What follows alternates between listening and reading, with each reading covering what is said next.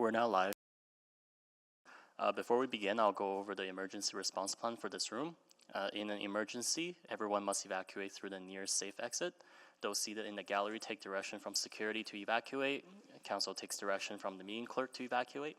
After evacuating the room, please proceed to a stairwell, take the stairs to the ground level, and evacuate the building through the doors marked emergency exit, and go to the muster point. Do not take an elevator or walk through the city room. Anyone with limited mobility should identify themselves to security or the meeting clerk during an evacuation. Finally, please speak with security or the meeting clerk if you require first aid. Thank you. Well, good morning, everyone. I would like to call this meeting to order and acknowledge that we are meeting on the traditional land of Treaty 6 territory and Métis homeland, and acknowledge the diverse indigenous peoples whose ancestors' footsteps have marked this territory for centuries, such as Cree, Dene, Saulteaux, Blackfoot, Nakota Sioux, as well as Métis and Inuit, now settlers from around the world. I will do a roll call of council colleagues. Councillor Wright. Good morning. Councillor Knack. Good morning. Welcome back home after there was a challenging trip back, right? It was a journey. It was a journey, right? Councillor Principe. Good morning. Councillor Rutherford. Good morning. And Public Member Burrows. Good morning. And Public Member Maramombe. They're not here? Okay. All right. Adoption of the agenda. Who would like to do that? Councillor Principe, you want to do that? Sure. I will move that the February 18, 2025 Audit Committee meeting agenda be adopted with the following change. The addition of 9.2, External Auditor, Non-Audit Service Request, private pursuant to Section 16 and 25 of the Freedom of Information and Protection of Privacy Act. Thank you. Please vote for the adoption of the agenda. I am a yes. Thank you, Councillor Principe. We have all the votes. Display the votes, please. That is carried. Councillor Knack, you want to do the minutes? I would love to do the minutes. I'll move the approval of the minutes from the November 29th, 2024 Audit Committee. Okay, any errors or omissions?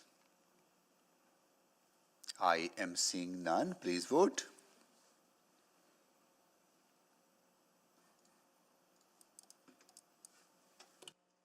We have all the votes. Display the votes, please. That is carried. Protocol items. Well, I do have one to start our day, which is that I want to welcome some students who are joining us from their school, St. Mary's School, grade 3 to 4 class. And they are here with the teacher J. Broder and C. Barnfather. Did I get that right? Okay. And your ward councillor is Councillor Cutmell. I don't know if Councillor Cutmell is joining us online. Actually, I forgot to check if there were colleagues joining us online, which I will do now. Councillor Rice, you're there? Yes, I am. Good morning. Good morning. And that is it. So Councillor Cartmel is not part of this committee, so that's why he's not here today. And what his one. Thank you so much for joining us. I understand that you were here for the whole week, right? And I also heard that you were doing a mock council today. You have already selected your class mayor. So your worship, you want to come down to the podium?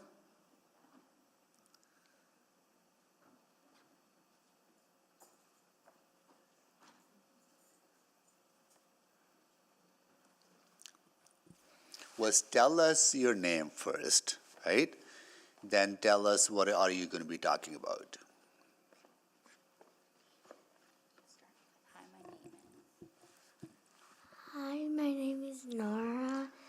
Nora. Nice to see you, Nora.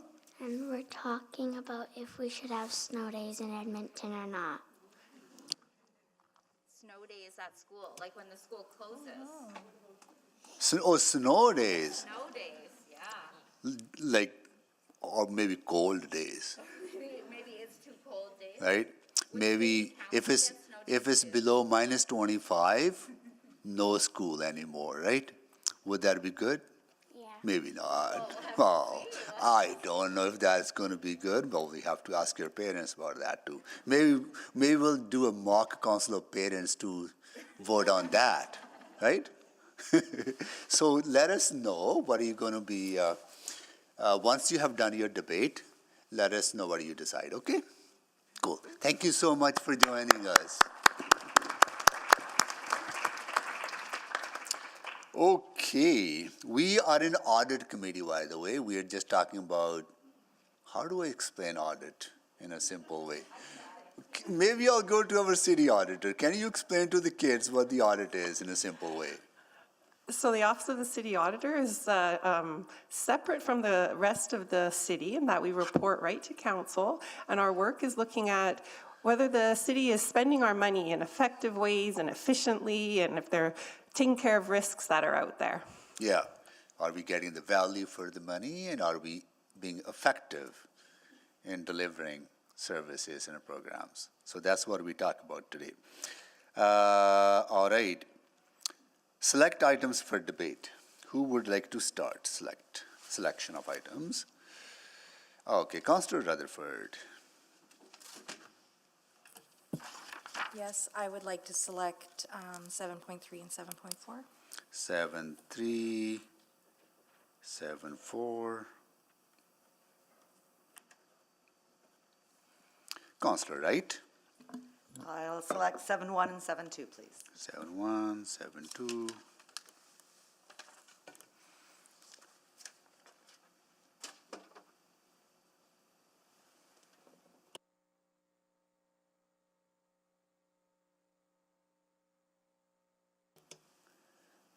Okay, any other selections? Okay, all right, so 7.1, 7.2, 7.3, 7.4 are selected. Can someone move the balance, please? So moved. Thank you, Councillor Knack. Please vote.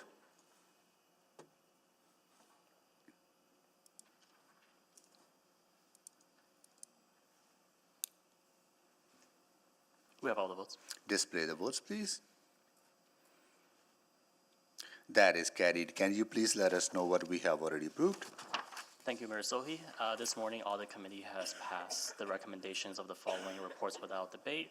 Item 7.5, 2025 to 2029 External Audit Services.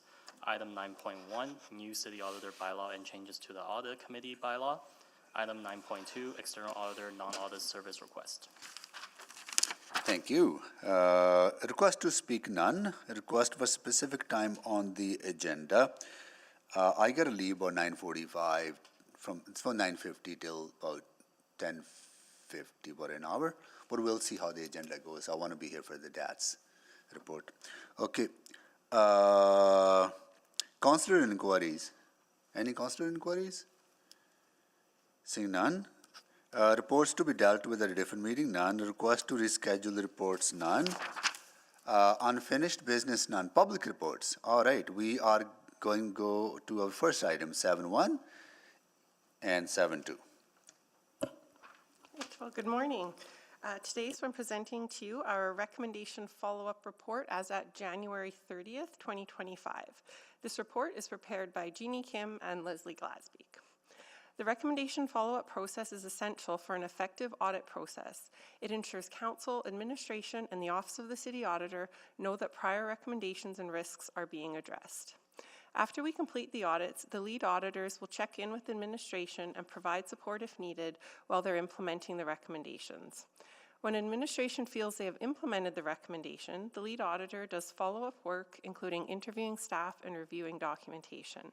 They close the recommendation if they determine that the administration has met the intent of the recommendation. Administration sometimes needs to revise action plans and plan due dates as a result of unforeseen circumstances, such as competing priorities, changes in resources, or changes in industry requirements. They discuss these new due dates and the rationale for choosing them with the lead auditors. Our data scientist, Alfred Apia, and Jasmine Zip. Jasmine's new to our office, so I just wanted to also introduce Jasmine. She's up there.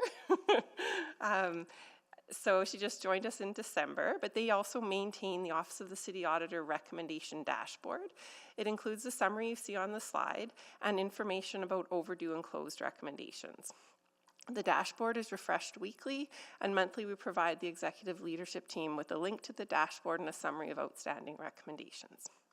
On January 30th, we had 45 outstanding recommendations with 14 overdue. We have received revised and reasonable due dates for each. Since the last audit committee meeting, we've closed 11 recommendations. I'll take any questions you have now. Okay, thank you so much for the presentation and welcome to the team. Yes, yeah. Councillor Wright. Thank you very much. First of all, I'm glad to see so many recommendations have been closed recently. That's nice to see. And I also appreciate, and I don't know if I've noticed this before, but showing the previous due dates that have then been revised, and I think I had asked for that, so thank you very much. I appreciate that. So whoever takes care of the dashboard, right? Oh, okay. I'm just, whoops, just got to find where my notes are.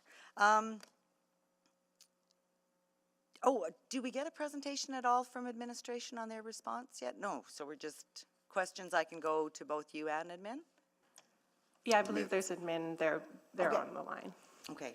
I guess I'm just sort of trying to understand sort of sequence of events. On some of the recommendations not yet due, the 311, I guess we need to kind of identify, we need to identify what those KPIs are before moving on to, where is it? Where's the other 311?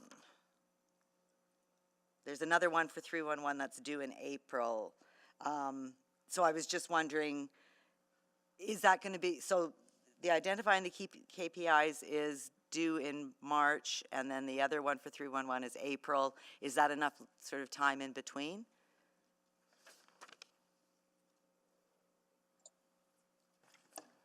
It's Russell Logan here from Service Innovation Performance. Yeah, it will be enough time. Sorry. Okay, okay. I just wanted to make sure that we weren't going to see another revision further down the road. The other question that I had is in relation to waste services. There's a few recommendations. With the last one, it looks like being not due until December of 2026.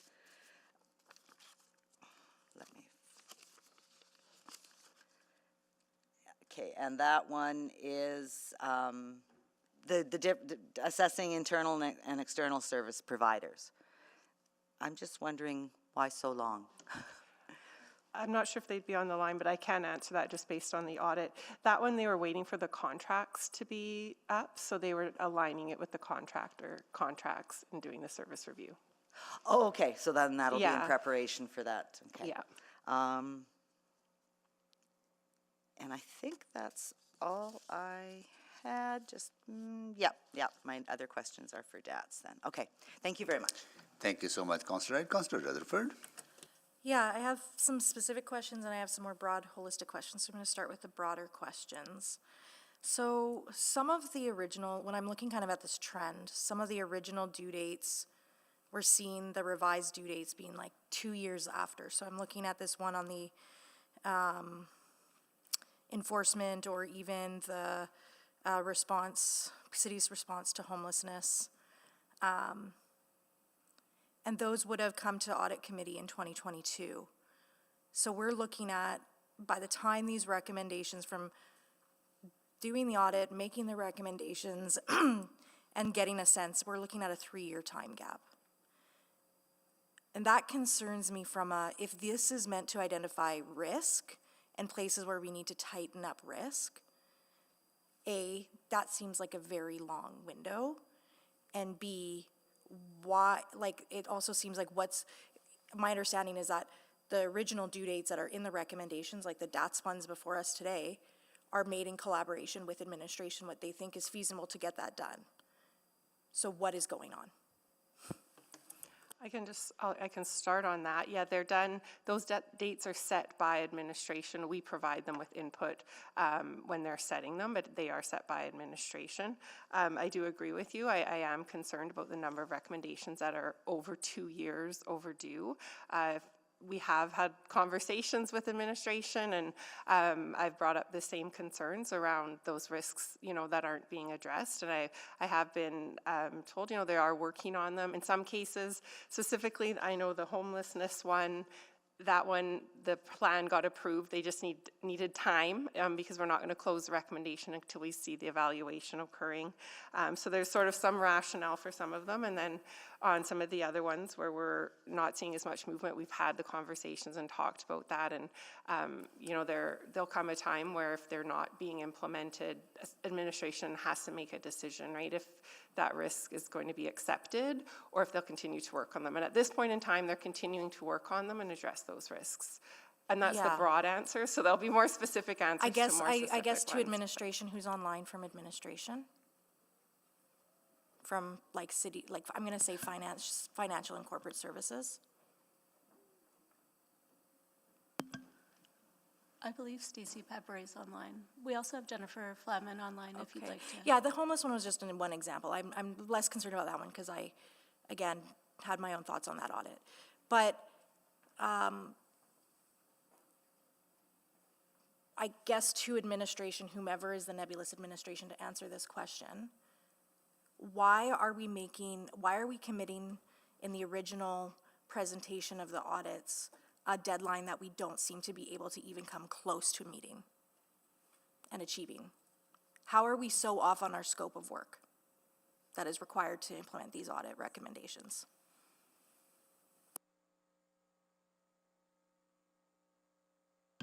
I can speak to that broadly. I think that whenever we're working with the Office of the City Auditor on an audit, we're working on putting together timelines to close the recommendations that are reasonable, both from an administrative standpoint and reasonable from the Office of the City Auditors, recognizing that we do have a lot of audits with recommendations that are overdue. I think on the administrative side, we're working to tighten those up. I can ask DC. Yeah, well, let's go with the homeless one. Let's go with the corporate homeless plan. Came to committee in 2022. Deadline was 1 year. I'm hearing right now today from the city auditor that the reason you need more time is because it had to come to council, it had to get approved, and now that it's approved, you want time. Why wouldn't that have been a process that was identified from the hop of what was needed in that timeline? Do you see what I'm saying? Yes. Like, that's concerning to me. So it's Jennifer Flaman from Community Services. I can start that answer, and I can ask Hanny to provide a few more details. I completely understand everyone's interest in resolving these audits as quickly as possible. And it's not just resolving, it's also like, are we setting the proper expectations on the recommendations? When we have them, because if we're just setting a date that's not achievable and then continually expanding the deadlines of those recommendations, that's concerning. I'm out of time. I will come back. Yeah, come back, Councilor, my colleagues, because that would require quite a exactly. comprehensive answer to that question So I'll come back. From administration. So come back to that. Councilor Principe? Thank you, Mr. Mayor. I have a question about the enterprise performance management on attachment 1. And then it was page 8 of the enterprise performance management. It says that the departments are only updating half of their performance measures in the software. It's Russell Logan here. We're doing the best we can to update as many as possible. I think some of them are tracked in various different ways right now. So we're working on getting them all up and ready to go publicly when they're available. Okay, so my concern or question is this the best use? Is this the best tracking? Is this the best method? If only half of it is being updated, maybe, like, does city staff have a different idea of what might be working better? We're working with multiple partners within the city to kind of identify some of the issues that are having with this software and looking at possible opportunities to switch that up in the next little while. Okay, so there is a consideration to possibly, okay, good, good. And then next, I just wanted to ask about on the city's response to homelessness. On page 4 of that report, it says that the jurisdiction is under federal and provincial. And then in other areas, I see that the city has responsibility as well. So there's just a little bit of contradictory in what I was reading. And then also in the page 5, it said Homeward Trust is page 5 takes on the day-to-day responsibility to end homelessness. But then elsewhere I read we have to assign accountability. So I'm not really sure if we know who is accountable. Are you referring back to the original audit report? Okay, I'm sorry, I was like, oh, what is she talking about? So yeah, that audit was, and test my memory on this, but that was an audit of the city's response to homelessness. And through that audit, we identified that there were different levels of government that were responsible for different things. And the recommendations there were intended for the city to make a plan for what they're responsible for and what they could do, and not to be duplicating activities and that type of thing. So yeah, there is different groups responsible for different things, and deciding what we could actually audit within the city auditor mandate for that audit was difficult, and it landed on how they're responding to homelessness at the time because of the Homeward Trust being outside of the control and the province and the feds being involved. So okay, so we would expect to see that in the plan coming forward? You've got the plan. The plan was approved already. Yeah. So the audit, I should say, not the plan. Oh, that audit is completed. The only thing left to do for administration is implementation of recommendation 3, which was to evaluate the performance measures that they included in the plan. So now that the plan right, so I will see, that's my question. Will we see that evaluation? Is that what we're anticipating? That would not come to audit committee. I believe it would go to a different committee. We would only share that they've completed that work at audit committee. The actual results of that work go to a different committee. Okay, a committee or a right to council, do you know? I'm going to leave that one Maybe for someone I from can I can chime in there. So hi, Hanny from Affordable Housing and Homelessness.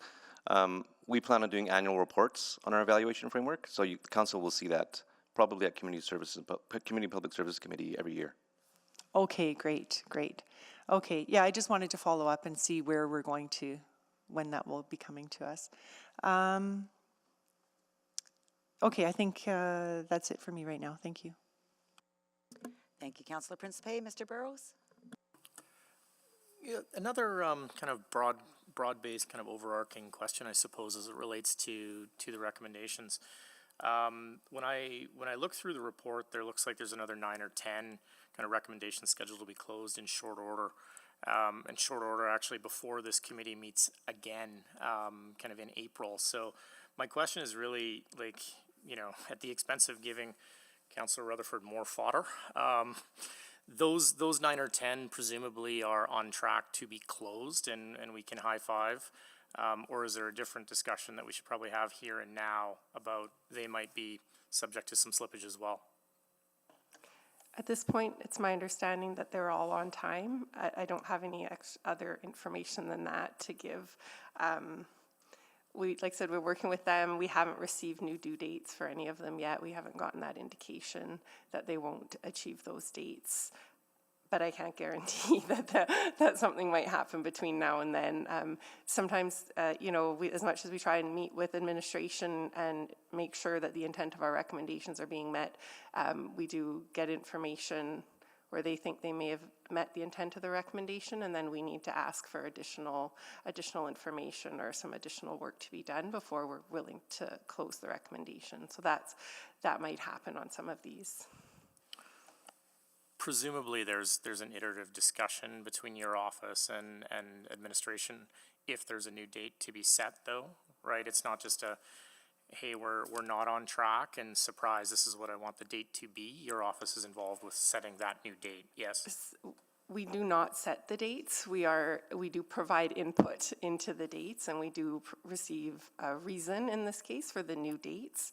But we are not able to set those dates. I mean, I can't direct administration as a city auditor, so they set those dates and they do that work. All we can do is support them and, like I said, give them the feedback. We try to catch it early if they're not on track.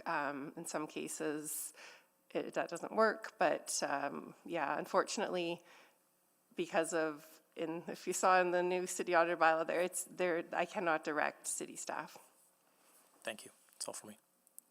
Thank you, Mr. Burrows. Councillor Rice.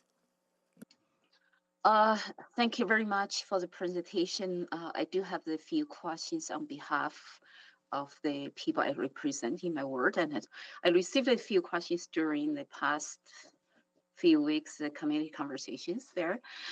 So the first question is about the related to the completion of audits. And because there are two factors here, one is the completion of audits, another one is the implementation of the recommendations. Back to 2023 and the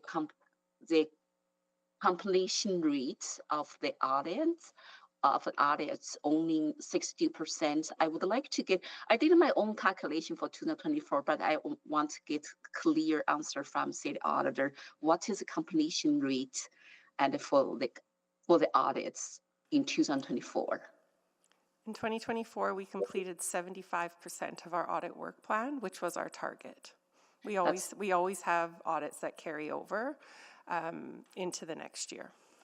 That is great. That means we have certain challenge and back to in 2023 and in 2024. So the completion rate has actually increased. So thank you for that. Is it 72%? Or I believe, I'm going off the top of my head, but 75%. We will present our annual report at the next audit committee, which will include that information. Okay, so around 74. Thank you for that. In terms of the completion of implementation of the recommendations, I would have these two numbers and then to do some comparison in 2023 and 2024.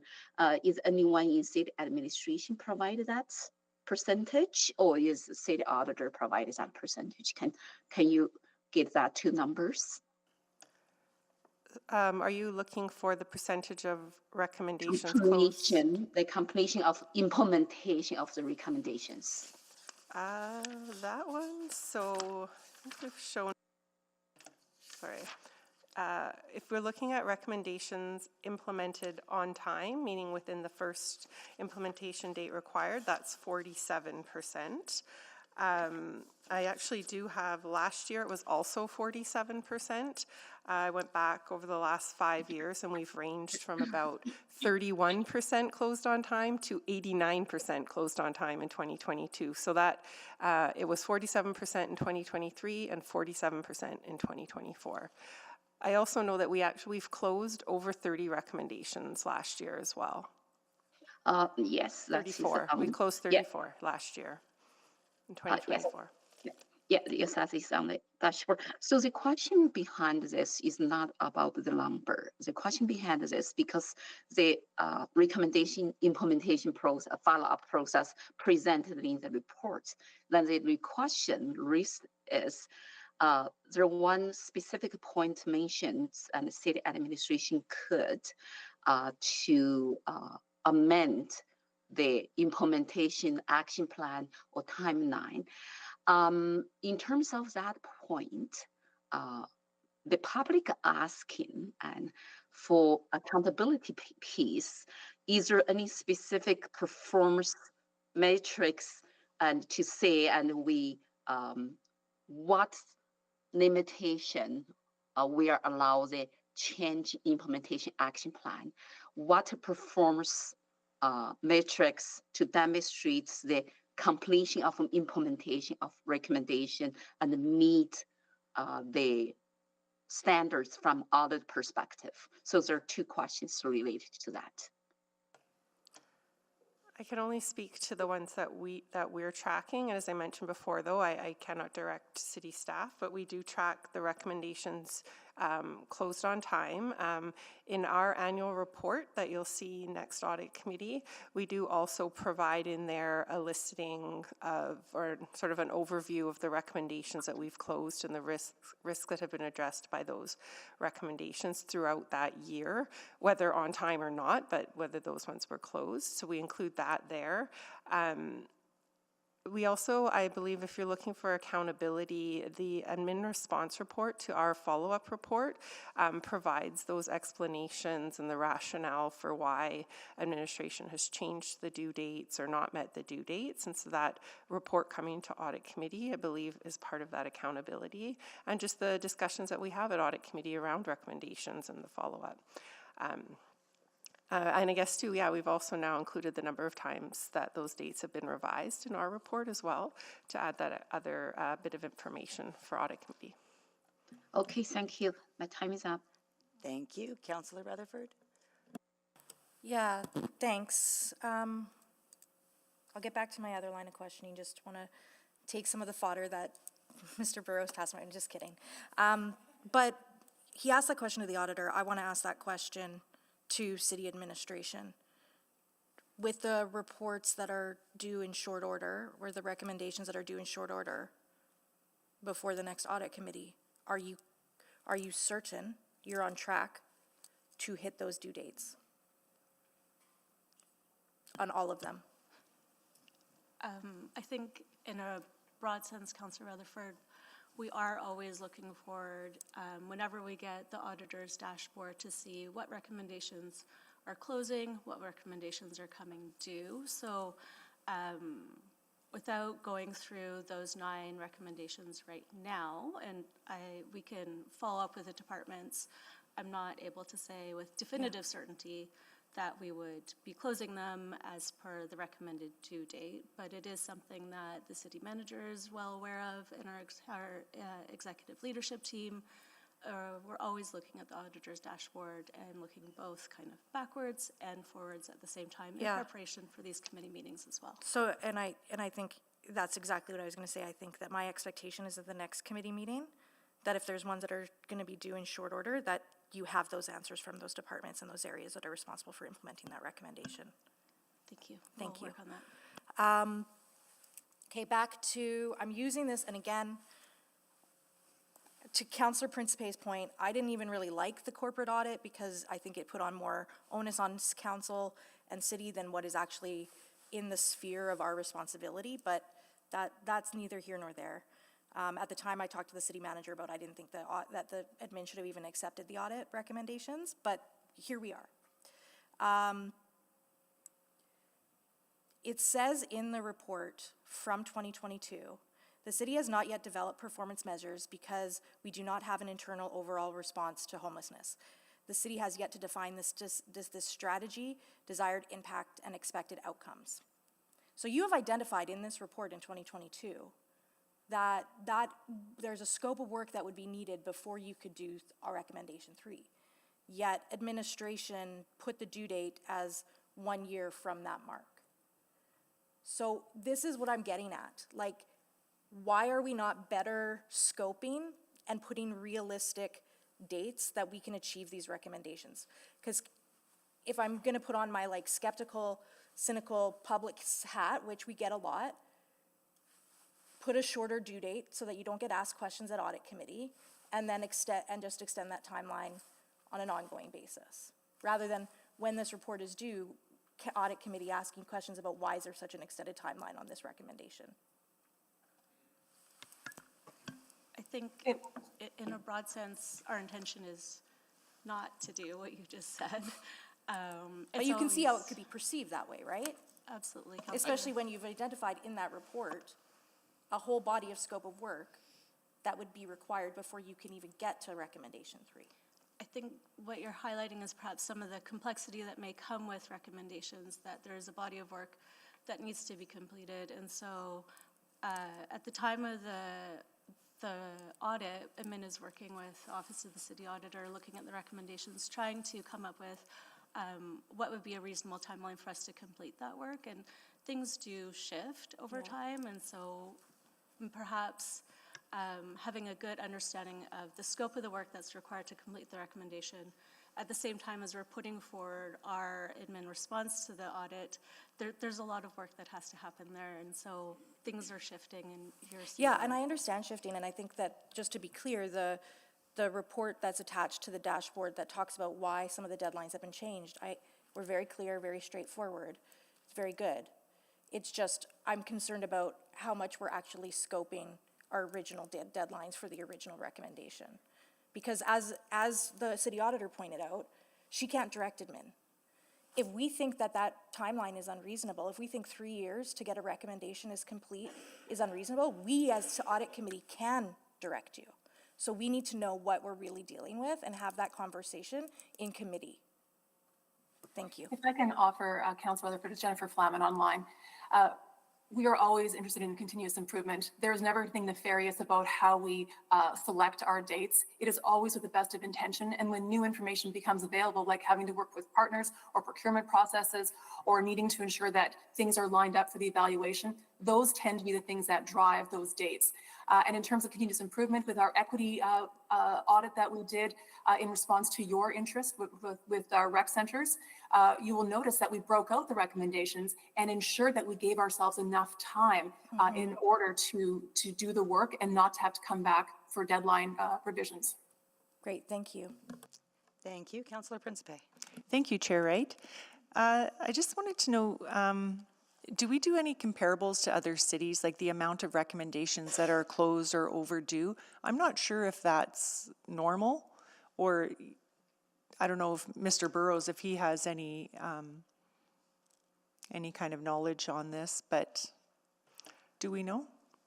We don't necessarily do a comparison because the audits aren't the same. So, you know, an audit recommendation in another city might take less time, but we might not have done that audit. So it's hard to compare the due dates we know that other cities have the same processes that we have in place, and that they, have the same sort of expectations around getting those dates. They are a point in time when we get those dates, and there will be changes. So they are also having to deal with recommendations, that go overdue and that aren't closed, and they're following up on them. So that's happening. But I don't think it would be a fair comparison that way. Yeah, I think you even said that even ourselves over the last 5 years, we've had a very, very large range, right? Yeah, exactly. Yeah. So did you say it's 75% is kind of our target? That's the target that we chose as when we prepared our strategic plan. The last plan was to use 75%.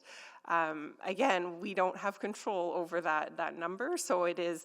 But we felt that in order for our audits to be effective, recommendations need to be implemented, and that's a measure of the effectiveness of our offices having recommendations implemented. So we use that measure, and so we have that target.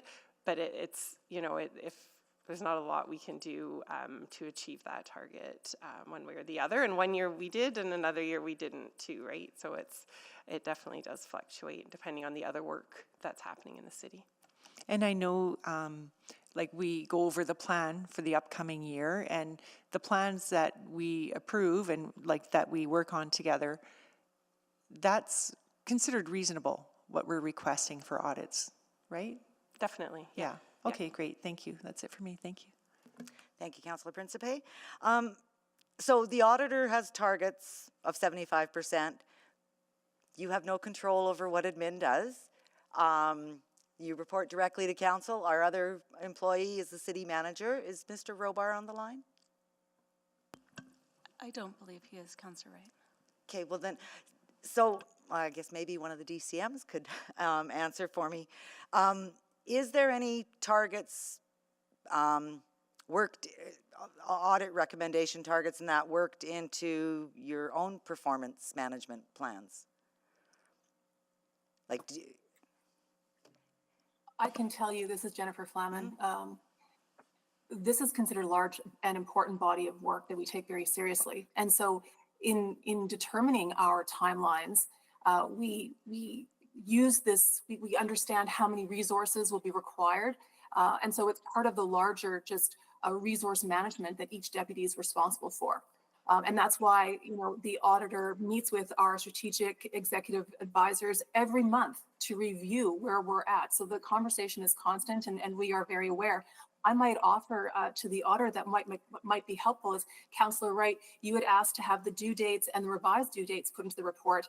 Maybe it's an extra piece of information that might be helpful context of when the revised due date was requested and granted, so that we can have maybe even a larger collective understanding of how these dates have changed. That might be helpful as well. And I can say, Councillor, we do talk about audit work at ELT, our executive leadership teams. So it is definitely a conversation that we do have in terms of the work that is being asked of us.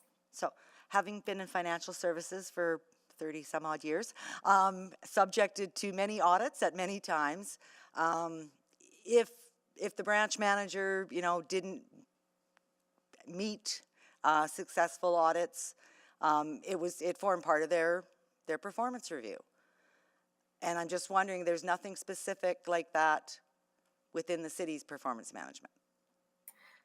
Well, I couldn't speak to financial and corporate services. I know Stacy's away today, but so I can't speak to them. But I think as a member of ELT, we do meet with our branch managers who are responsible for these audits constantly. So it wouldn't be a normal practice in my area to put that on performance plans. Okay, just something to think about, perhaps. Because then at least it shows the accountability piece of things. So yeah, I would like to see some of that. So yeah, I mean, I think the accountability resides with ELT members for sure. Okay. And I don't think there's anything nefarious about, trying to push off audits and recommendation dates. But, maybe that would hold people a little more accountable to maybe providing more realistic dates. And I know things can change because they have changed over the past 5 years, and other priorities come into play. But again, just maybe something to think about at the ELT level. So with the rest of my time, or I don't need to, I would like to welcome the students from Al Mustafa Academy. Hello. And let's see, you're here with your teacher, F. Mubin. Hello, welcome. And you are in Ward Métis, and Councillor Salvador is your councillor. I don't think she's online, is she? Oh, is she online? The clerk is just looking for me to see if she's there. No, she's not there today. So she's actually doesn't sit on this committee, so she's not required to be here.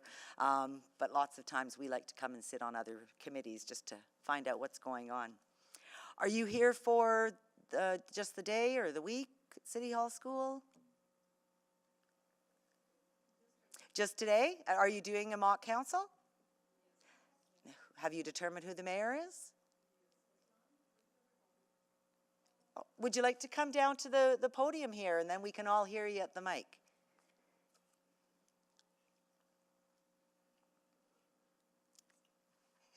With that? Okay. And your classmates are all giving you high fives, giving you that encouragement. Come on down.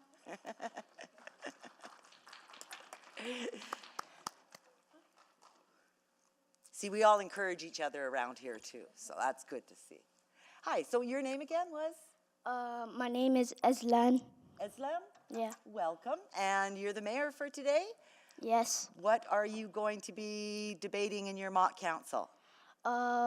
School zones. School zones. Okay, so whether to have school zones or not?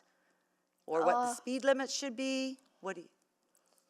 I'm gonna be debating whether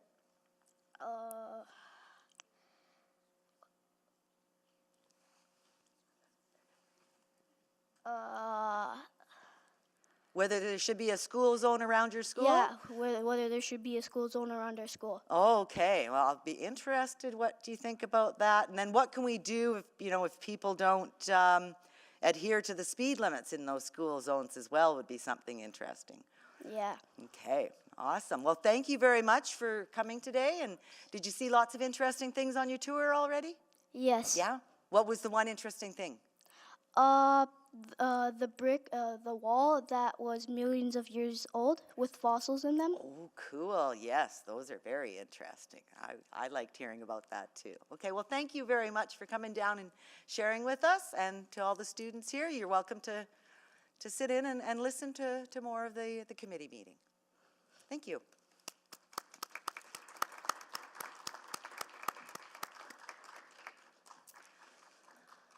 All right, Councillor Rutherford, over to you. Yeah, thanks. I guess just one final question on the broader stuff is to the city auditor. Is there anything that we should be directing administration that would help in any of this? Is there anything we need to be looking for at audit committee? Remember, we do have experts, but not all of us are experts in auditing on this committee. So just wanted to flag. I've been here for 3.5 years, and this is the first I'm kind of seeing this bigger picture play out. What should we be looking for? How can we be supporting you in making sure we're getting those risks tightened?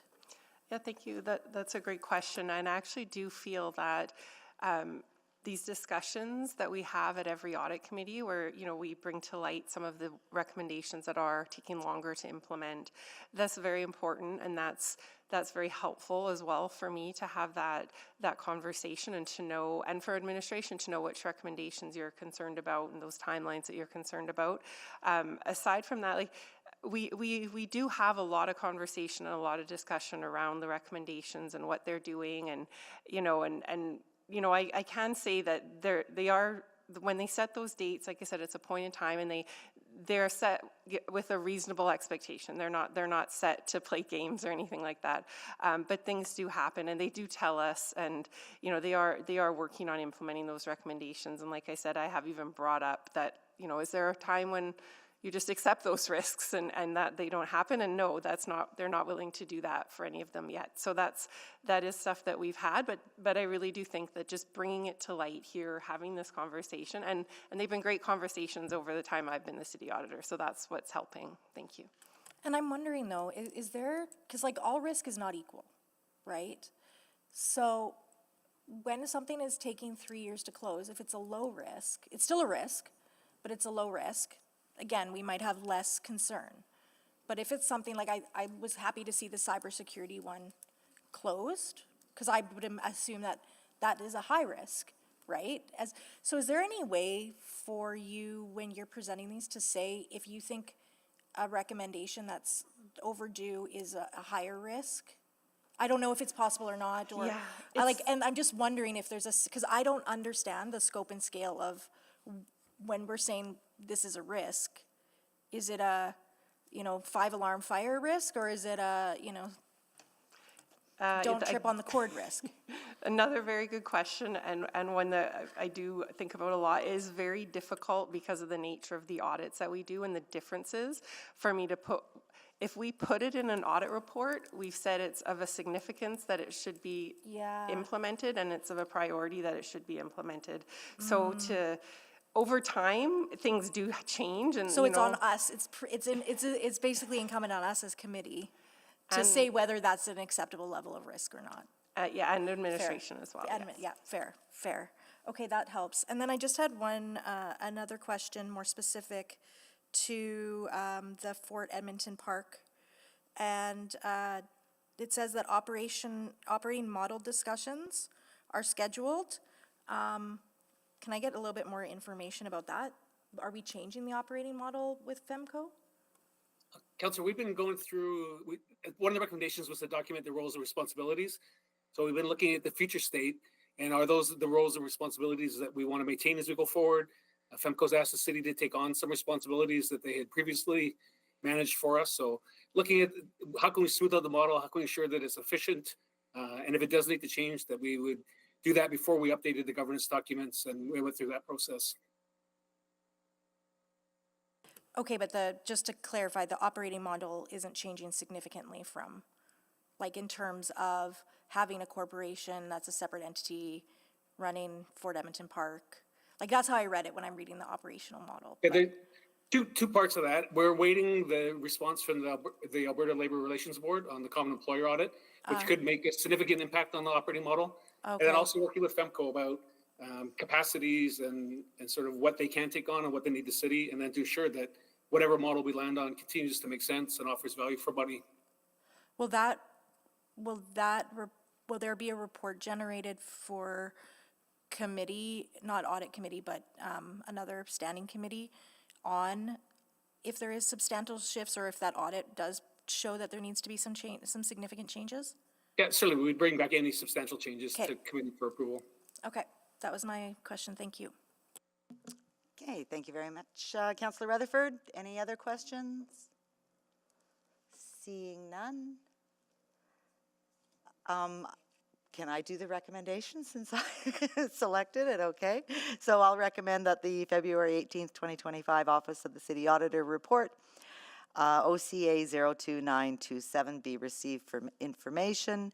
And the other one as well, the admin's response, also be received for information. I'm not introducing it. Anybody to speak? Councillor Rutherford? Yeah, I'll be brief. I first of all want to say thank you. I've really appreciated these dashboard reports. I find that they are probably one of the most helpful accountability tools for me as a member of Audit Committee. And I also, as I mentioned when I was doing my discussion earlier, I really appreciate administration's response in item 7.2. I get it. Things change. The world is never this. The only thing that's constant is change, right? We know that things are always going to shift. But I think that, you know, what I was challenging you on today is I think that there can be more of a scope shore up in those initial deadlines of those recommendations so that we can be really true and honest about what the scope and the scale of work is. Because again, if we're not seeing that picture when we're approving all of these recommendations from an auditor and seeing the scope and scale of work that might take administration, because it seems like, oh, it's just 1 year of work, when it's actually 3, that's a bigger conversation that we need to have, even in terms of capacity of administration sometimes, right, for our prioritization when it comes to budget. So there's a lot of interdependencies there, and the more we can communicate that and have those dialogues at committee, in my opinion, the better we can be. So I want to be clear, I don't also think that there's any nefarious, but I think that there is often, just like there's often perceptions of me having nefarious intentions with certain things as an elected official. There's some public perception out there. So we have to always be mindful of, like, sometimes perception is people's reality. And so if we don't talk about it openly in a public forum such as committee, then that can sometimes become the narrative that does exist out there in the absence of a different dialogue. So that's what I'll say about that. I also want to highlight I didn't ask a line of questioning on 311. I see that it's delayed again, but I understand why. Again, it was very clear in 7.2 why. One of the things I would like to have in a future discussion when that's closed, and so I'm flagging it for you now, is any unintended consequences of that. Because I'm hearing anecdotally from some of my constituents that they're being encouraged not to put in tickets when they call 311. And so I will be having a line of questioning around that at the next audit committee when this recommendation is closed. And thirdly, I think if the city manager is ultimately accountable, I think the city manager should be here for item 7.1 and for the dashboard to speak holistically to administration as our city employee. So I think it's a big miss not having the city manager here. I understand the city manager not being here for, let's say, the DATS one or other audits, but I think on that first one, if it's pulled and discussed, the city manager should be here and be able to speak to those things. So that's my feedback for administration. Happy to accept it for information, but I'm glad we had the conversation today, and I think it'll be an ongoing conversation on my end for sure while I'm in this chair. Thank you. Thank you very much, Councillor Rutherford. Just in closing, again, thank you to the city auditor for moving on these and working with administration on trying to move the recommendations forward. So it is appreciated, and I will echo Councillor Rutherford's comments about the opportunity for the city manager to be here as our other employees. So yeah, going forward would appreciate that if that could be coordinated. So that's it. Please vote.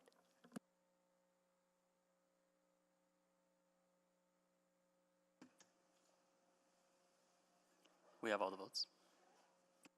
Display the votes, please. And that is carried. Thank you. And now we will move on to items 7.3, 7.4, the DATS audit. Give you a few minutes to get set up.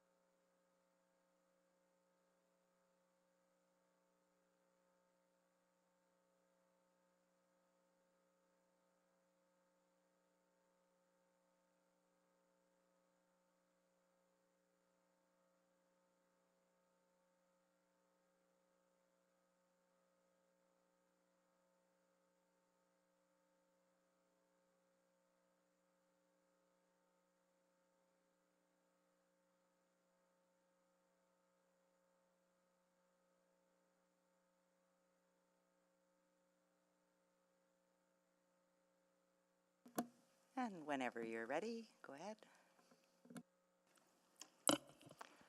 Thank you. So now I'm going to talk about our dedicated accessible transit services audit.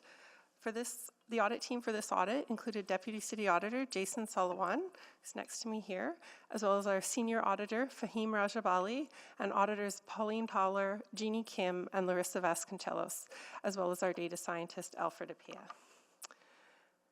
The objective of this audit was to determine if the Edmonton Transit Services branch manages paratransit services effectively and efficiently to serve Edmontonians who are unable to use conventional transit.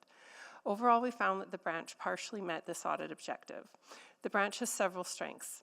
These include clearly defined values and responsibilities, effective use of technology, and positive relationships with contracted service providers.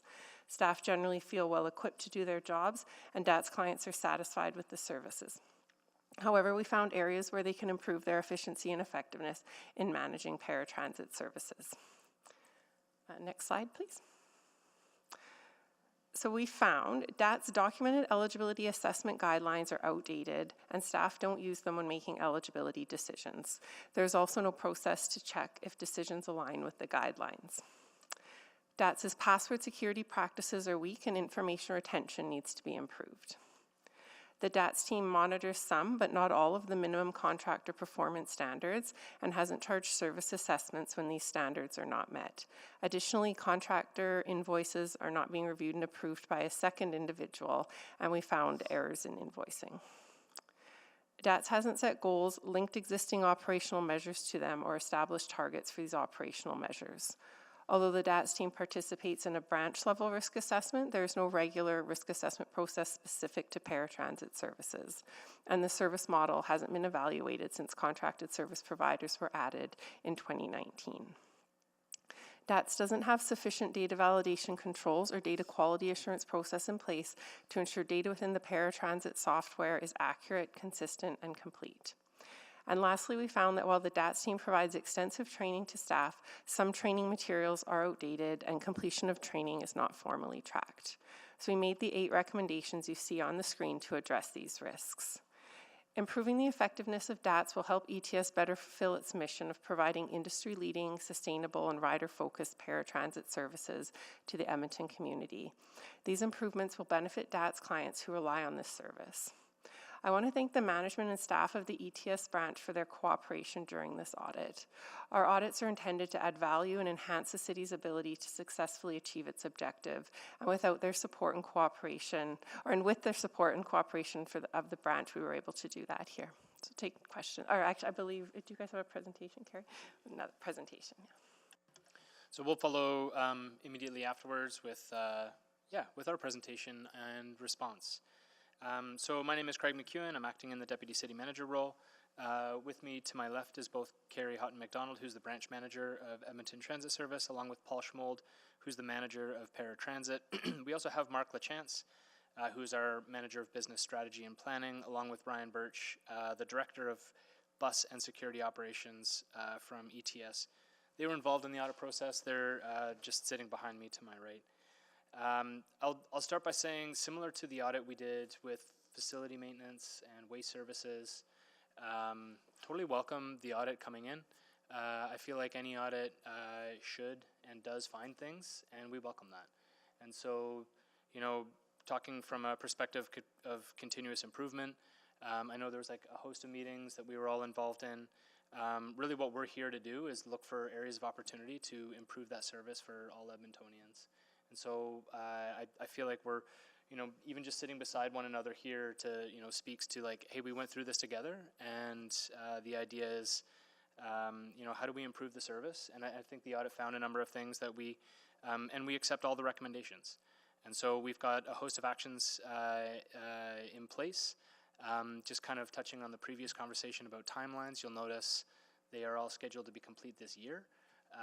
And we've had a number of conversations in terms of like the reality of that, and is this realistic? And we believe yes, all the actions associated with the recommendations are completely feasible to be done by the end of this year, and many of them are underway already. So with that, I'll hand it over to Carrie to go through the presentation, and we'll open up for questions after that. Thanks, Carrie. Awesome, thanks, Craig, and thank you to the audit team. So I'd like to start off by providing some overall context about ETS service, because I think it's important going into thinking about the recommendations. So within the ETS branch, we are in the City Operations Department.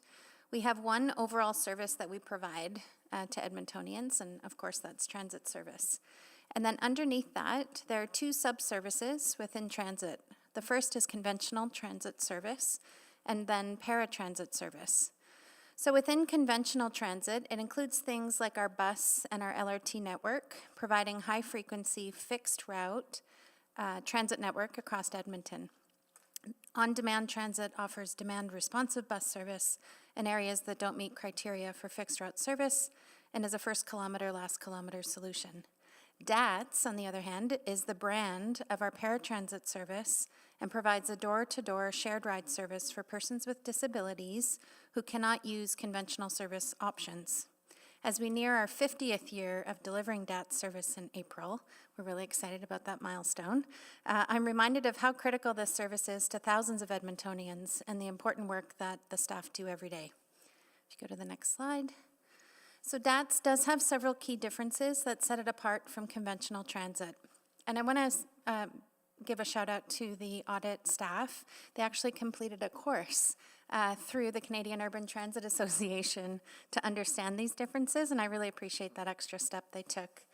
So while conventional transit has fixed routes and schedules for trips, DATS trips are different. They offer door-to-door service that is booked in advance and tailors trips to the rider's needs. While our conventional fleet is accessible, DATS vehicles have more accessibility features for riders with additional needs. And lastly, DATS is eligibility-based, whereas conventional transit is not. Next slide. So looking back over the last 5 years, and as Craig mentioned, we think of this as really great opportunities for continuous improvement. We wanted to identify a few of the key milestones about the journey that we've been on to make further improvements at DATS.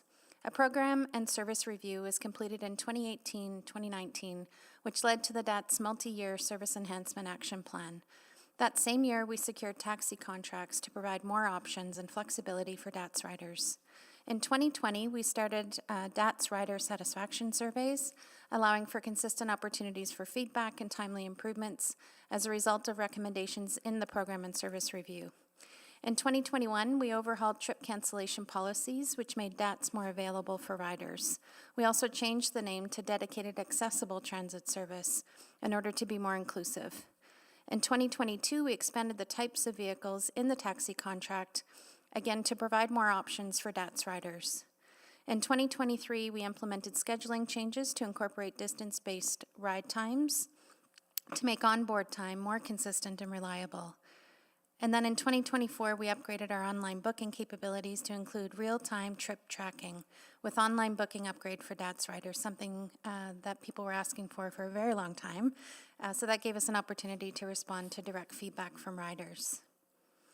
We've also been providing accessibility awareness training for our leaders over the past year, and that is instructed by those with lived experience who have different abilities.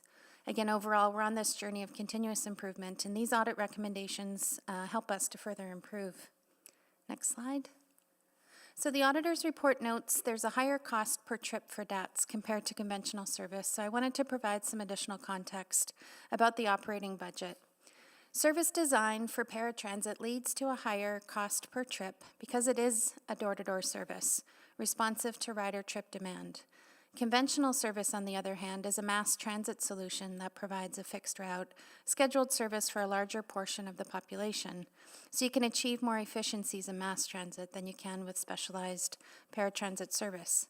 Across the entire branch, we have implemented several cost reduction strategies over the last 2 budget cycles in particular.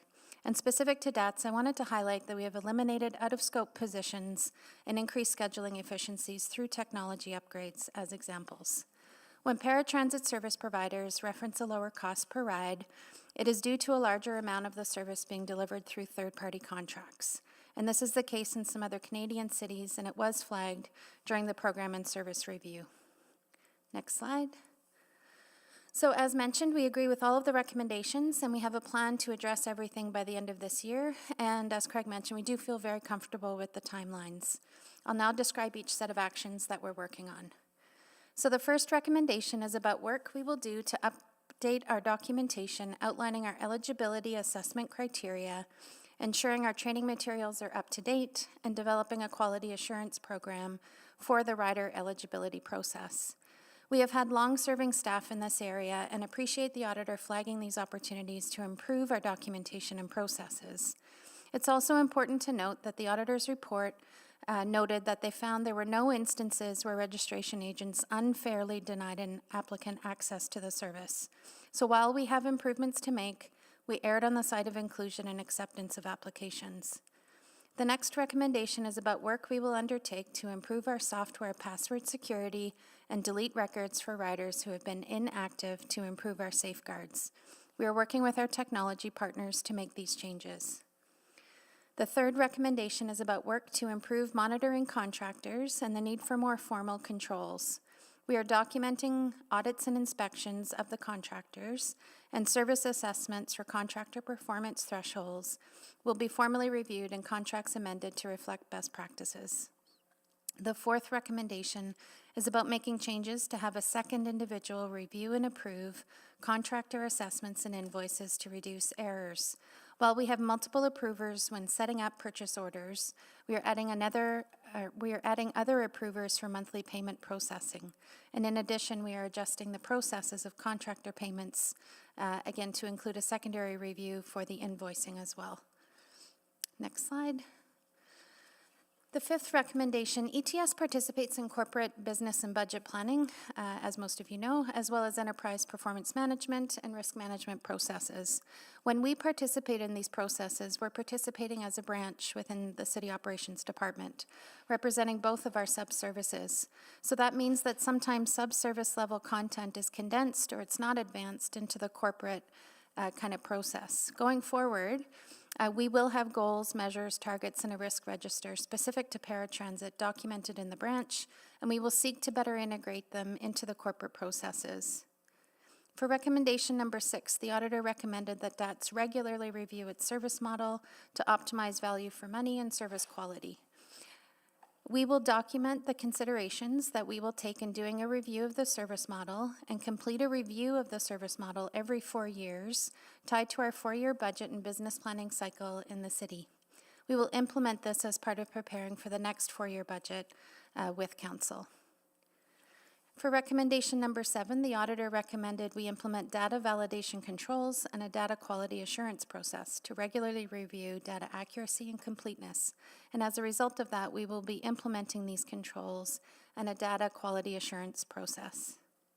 And then lastly, for recommendation number 8, we will implement a process to ensure our standard operating procedures and training materials are kept up to date, improving our documentation, and we will track training completion among staff.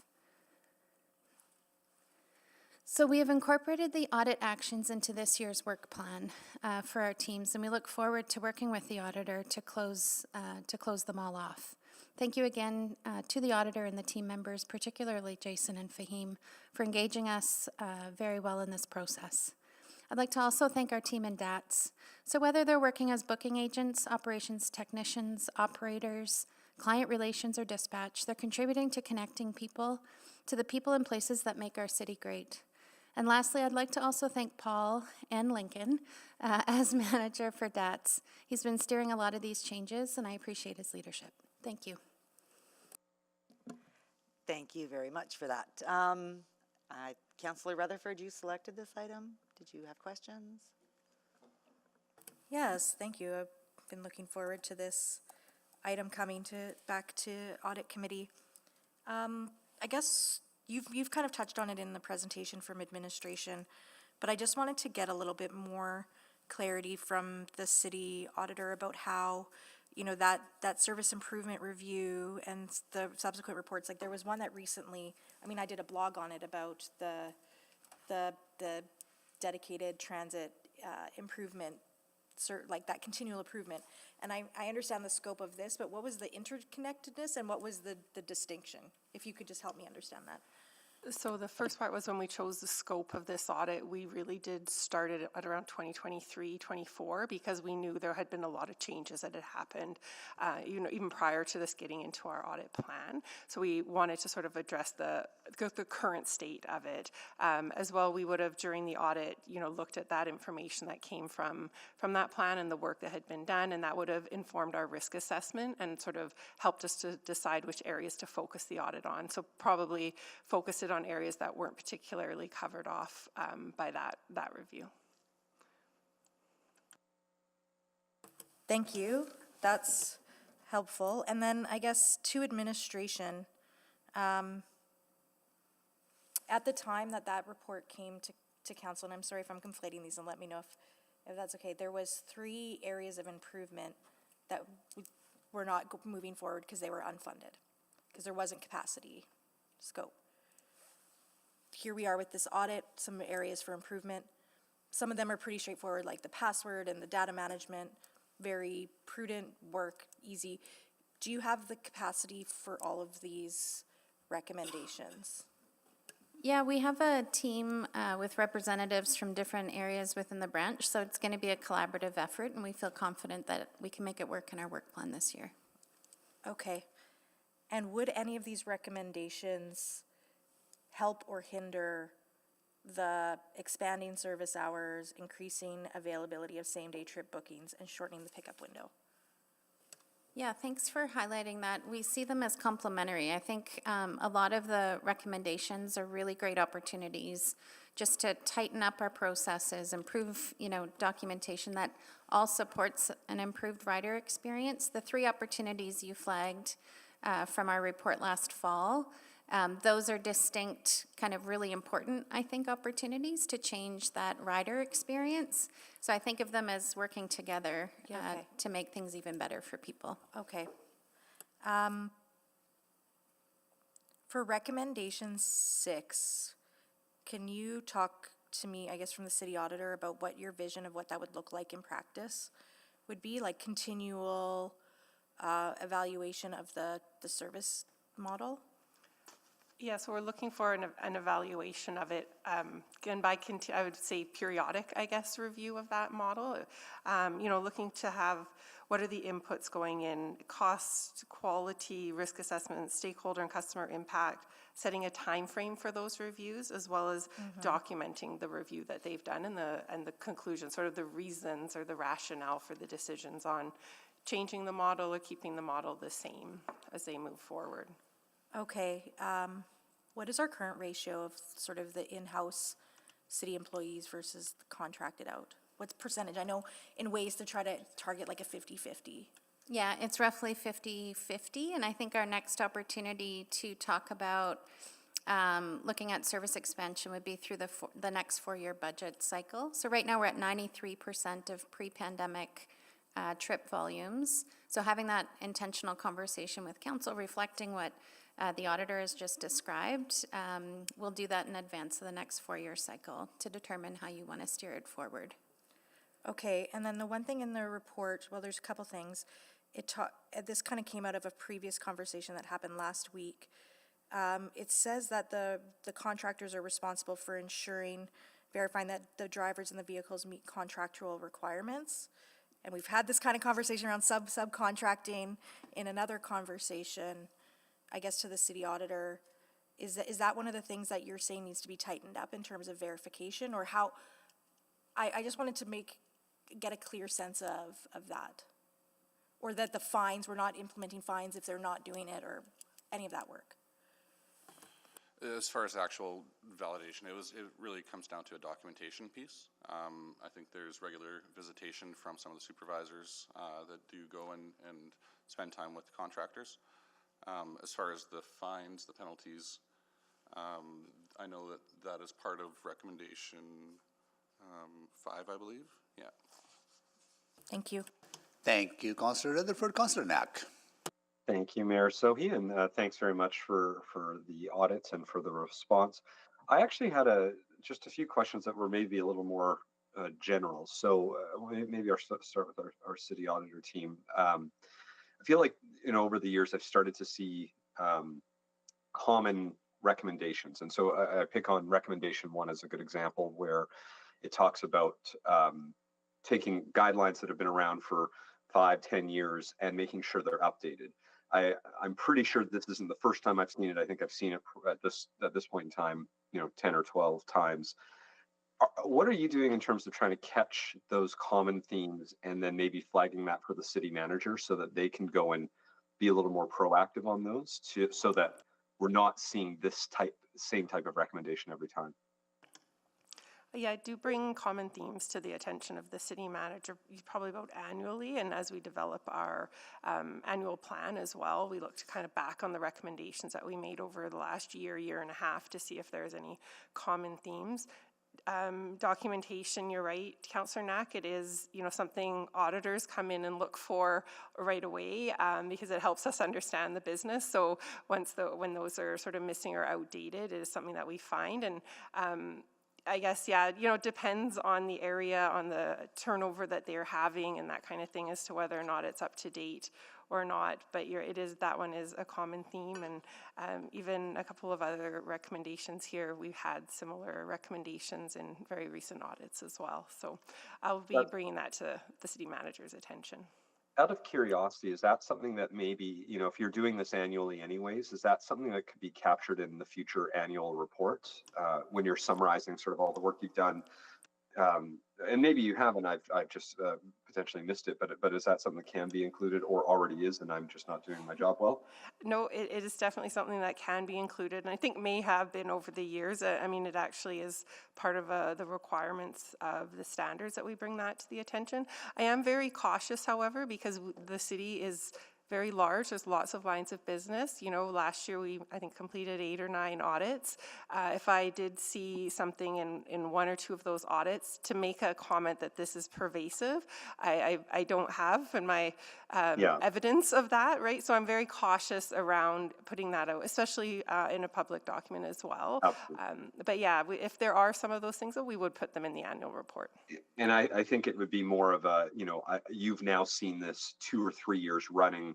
You've you know, and I think the outdated regulations is the I can't think of many others, but that's one that I generally feel like I am seeing. And so, you know, being able to capture that, not a consistent theme only within a year because you only do the 5 or the limited number, but a consistent theme maybe over a couple of years. And so that's helpful. And I appreciate Mr. Ravar isn't here. And so I'm not sure who from ELT wants to tackle that question. I just sort of wanted to pose the same question to ELT around how are we tracking those flags that come from the city auditor around common themes?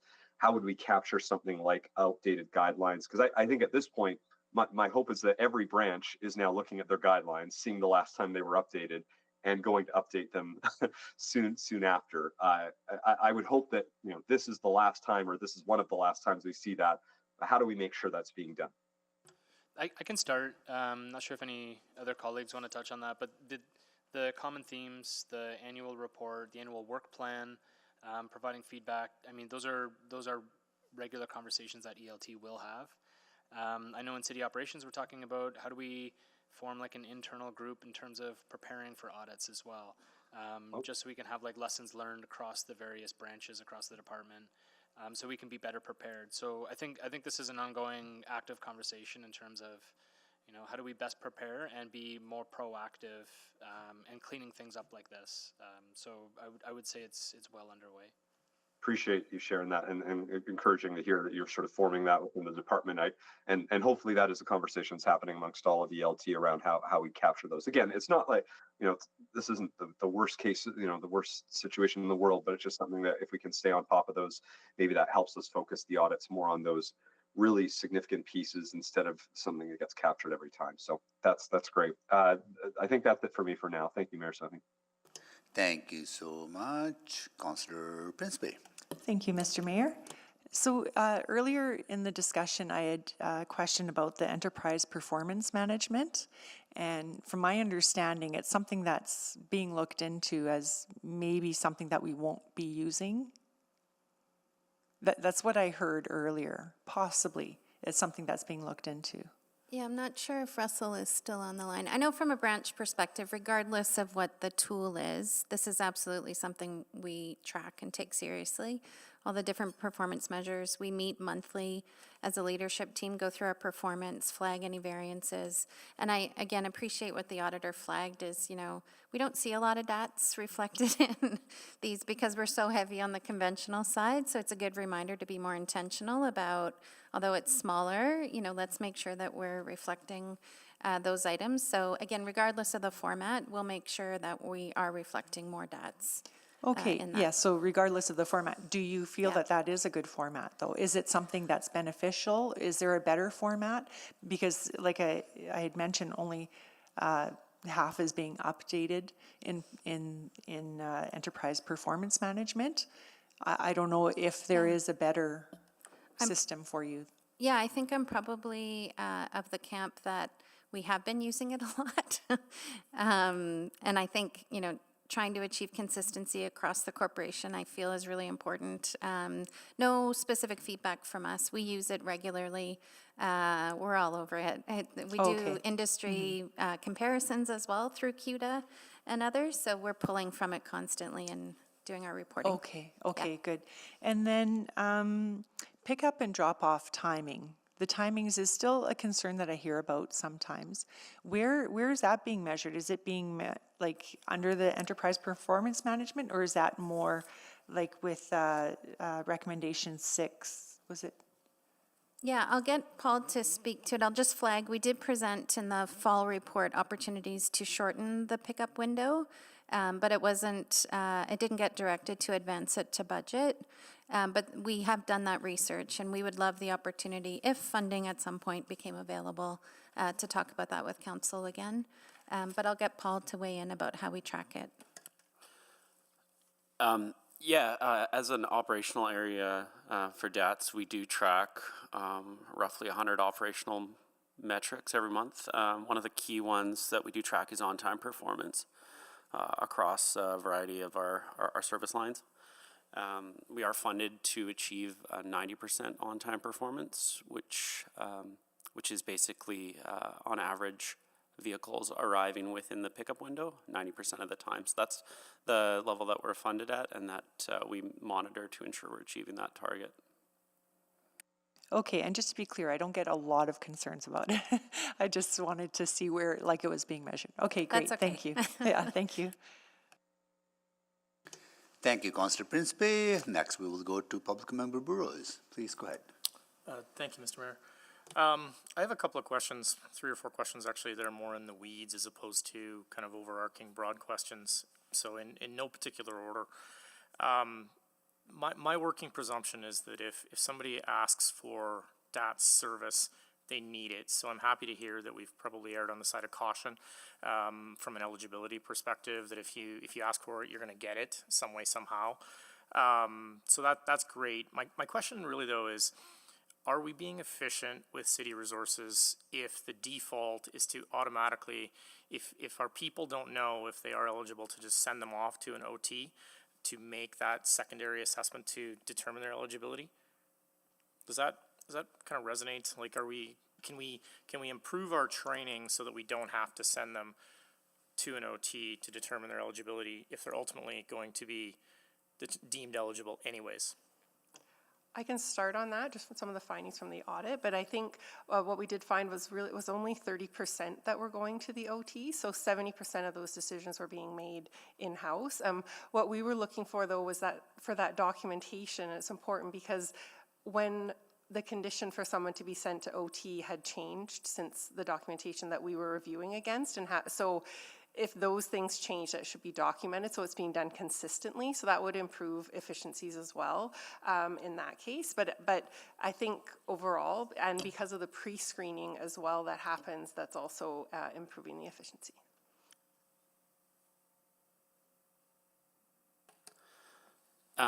Just to add to that, just in terms of our eligibility process and why we rely on that third-party occupational therapist for those in-person interviews. So our eligibility staff, they are transportation experts. They're not medical experts, so we do rely on medical documentation from healthcare providers of each individual.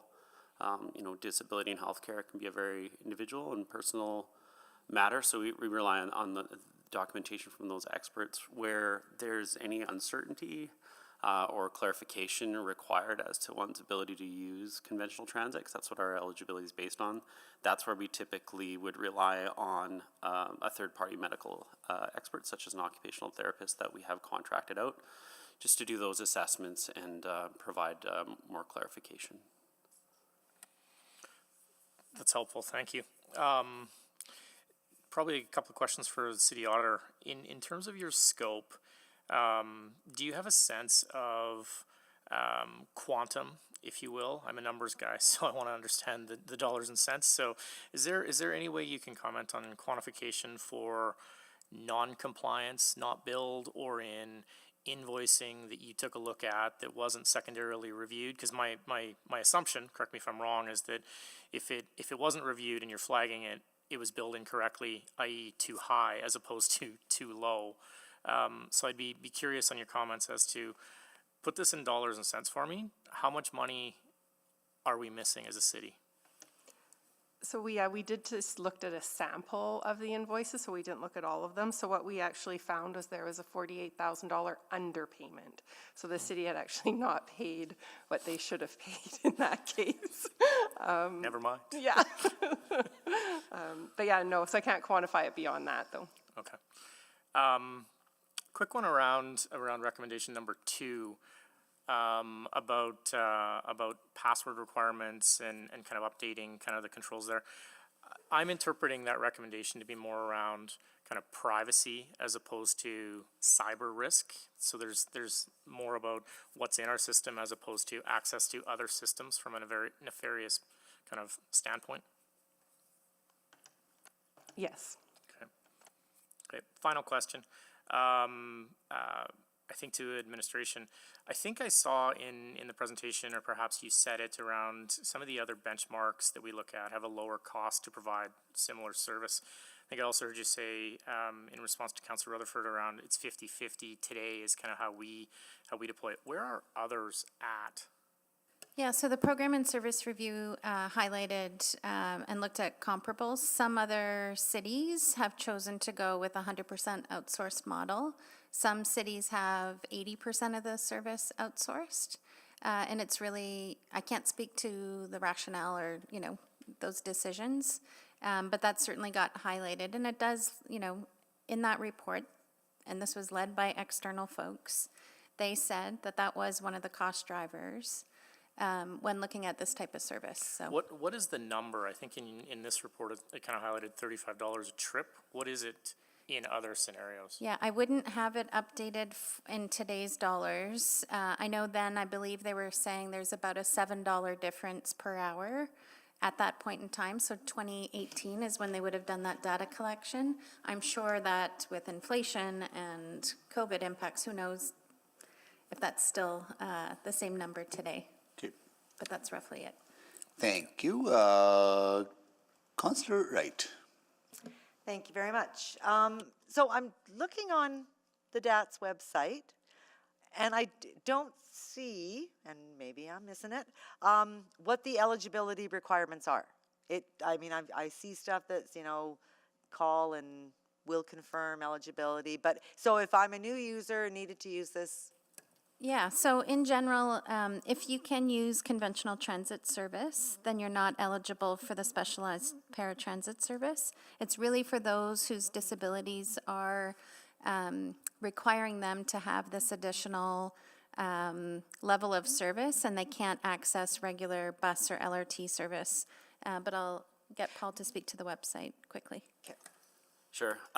Yeah, and I think that's a fair comment. There's not a lot of detailed information there. Overall, it is based on one's ability to use conventional transit, and that can be for some or all of your trips. We do have many of our clients that have conditional eligibility, so they'll use conventional transit where they can, and DATS for other trips. We actually intentionally utilize what's known as pre-screening. So we have that personal contact with anyone interested in applying for the service. There's a number of reasons for doing that. One, it does allow that personal contact. We can provide information on what that whole eligibility and registration process looks like, providing details on, you know, who the service is for, what kind of equipment typically people would be using on the service, But how the service works. I'm sorry, I'm just cognizant of my time, but in the auditor's report it says that that there are eligibility guidelines. So are there, or is it just more, yeah, we will, or is there specific guidelines? Yeah, so for the team that does that process, they have documented guidelines, but those guidelines, to the auditor's point, were not kept up to date. So they're not reflecting today, which is the work Paul's already initiated. So those are, think of them as like a standard operating procedure for the staff to guide them through making those decisions. So that's what we're actively updating. And then they would use that when interacting. Let's say I'm the DATS applicant, they would use that to guide the process with me. Are there income eligibility requirements like there is for? So we have fare integration. This is one of the really important changes we made in the last several years. So fare integration across all the service. So income eligibility for fare assistance applies to every rider, including anyone accessing DATS from that perspective. Okay, and then I'm just sort of looking at like service levels. They seem, the results are great, I think, right? I don't know, 98% or something. I'm going by memory. Is that separated out between the contractors and our regular DATS drivers?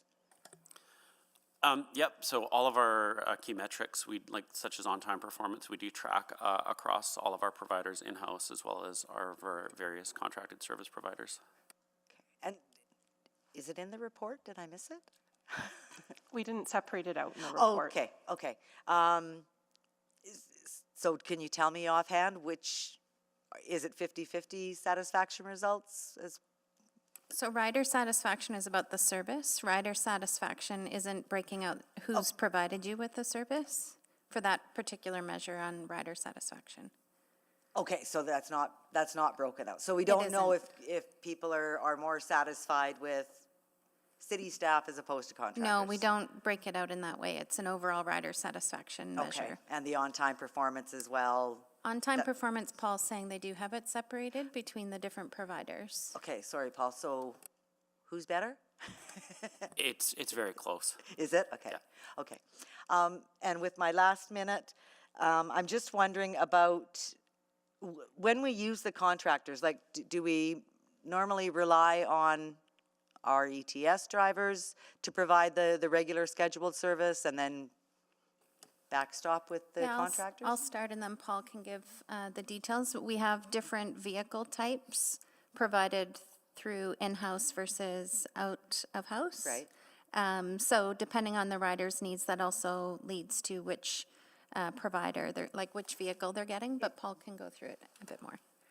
Yeah, for sure. So our in-house service provides most of our non-ambulatory service, so people in wheelchairs, scooters, that sort of thing, who need like a lift and to be secured on those vehicles.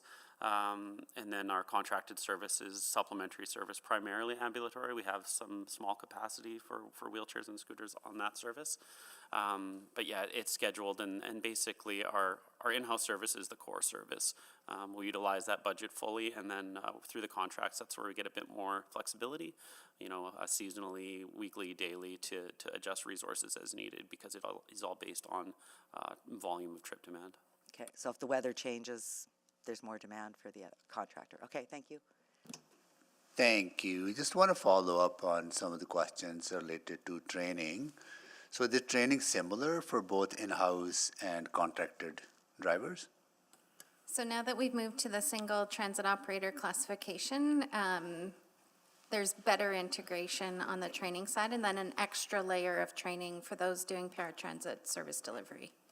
So there's common foundational training, and then the extra layer if you're going to work in paratransit or... Okay, so that's within the ETS overall, Exactly. right? That's good, because there's, integration now, right? Both Exactly. DATS and conventional ETS. How about the contracted out service?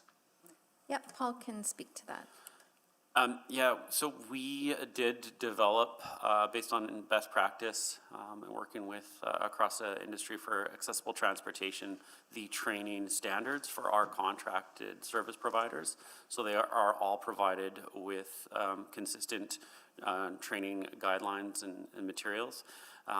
Because they are contracted service providers, they provide their training, so I'd say that's the main difference, although we do have some oversight mechanisms in place, like we regularly audit their training to ensure quality.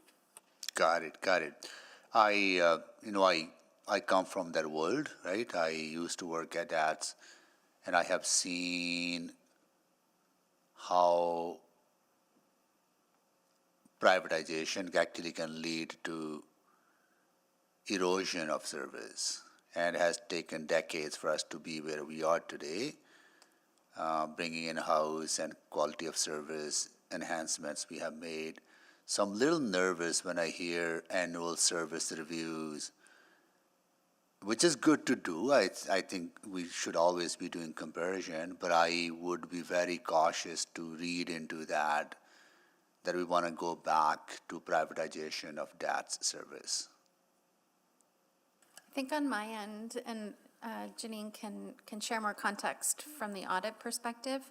For me, it's about a conversation with council. So doing the review, we'll bring a report forward from administration, kind of identifying the considerations, and then it's a conversation with council about how do you want to plan for future growth in the rider demand. So for the next 4-year budget, presumably, we'll see increased trip volume. So let's talk about. Yeah, but how dollar we want cost to see also that. needs to be coupled with quality of service, right? Well, exactly. And, Like the I think we value for can- that money, right? Exactly. We can spell out all of those components that go into the service model review, but I'll let the auditor jump in as well. That's what I was going to say. You would be choosing those pieces that you're assessing and what you want to provide as a service. So Yeah. this was in no intention meant that the 50-50 wasn't the right way, the best way, but as time changes, as risks change, we want to just ensure that that conversation and discussion is happening and that they Yeah. are looking at the. Because I remember, like, when I was there, not only the user satisfaction was very low, but also the employee satisfaction was rock bottom, right? And we have come a long way to improve that. So, okay, I see that. But this is also very specialized service, right, within ETS. So when I go to Rec Center, like I go to Meadows, I go to Hardesty, and I notice dedicated support for Edmontonians who are, say, have disability challenges. Excellent service Rec Center folks provide, but that cost is probably more than somebody just being monitoring a pool. But we don't segregate that cost in the recreational facility, right? Very important service, but here we kind of separate two costs. What's the rationale behind it? Yeah, for us, it goes back to the service design. So we have one service provided, which is transit service, then two sub-services, so conventional transit and then paratransit. Yeah. So in the budget structure that the city has, paratransit is a separate kind of budgeted program area. So it goes back to just some of how the services and the budgets are structured in the city. Does that offer, like, now that both separate units are integrated into one, is there opportunity to look at more of a holistic approach to seeing this as a more of a, public transit for all of us, right? Yeah, and I think overall you'll see, because it is linked to the overall service of transit, there is that connection, and there are shared services functions within the branch as well. So Paul doesn't have to have his own training section. He doesn't have to have his own, let's say, hiring section. We provide that as a branch. But I can take that away and talk to finance about it for sure. Good, thank you. Councillor Salvador? Yeah, thank you. And maybe just to build on some of the questions from the mayor around recommendation 6 and action 6 on the service model, just so I have a really clear understanding of how this would differ from our current process. So is it a correct understanding that this work is happening? This would just allow us to have sort of a bigger conversation around the council table. Is that a fair assessment? I believe the recommendation was meant for administration to be having that conversation as well, and then what they choose from that to bring to council would be up to them. But we're really looking, that be documented and the justification be there to sort of show why they've chosen a particular model going forward. So what comes to council, I'll let Carrie speak to that, but the recommendation was meant for administration. And I'll say, formally doing a service review is done through the program and service review process in the city.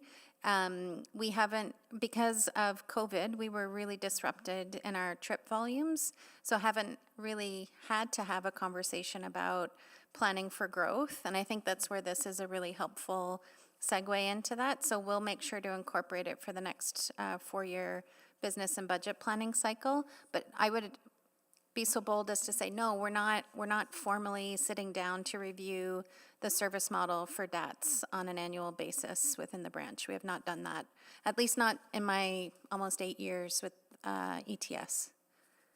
Okay, well, I appreciate that answer. And I think, I'm just reflecting on how we're in many lines of operation at the city, taking a growth lens and applying a growth lens to everything we're doing. And I see that as a really important opportunity here as well.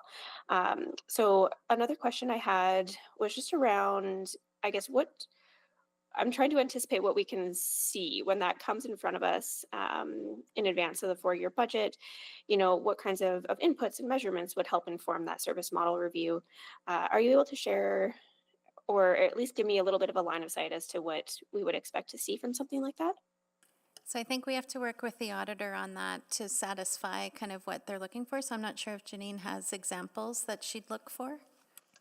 I'm not going to provide specific examples, but I think in the other parts of the recommendation around doing the risk assessment, identifying measures and targets, that type of information can help to inform the service model review that's happening. So what comes to council, again, I'm not, it might all be that they find the model is good the way it is and they don't need to change anything. I don't know, right? So, but we do need them to do that piece of work. And then if they're going to do it before signing new contracts or before budget, potentially that information comes to council then.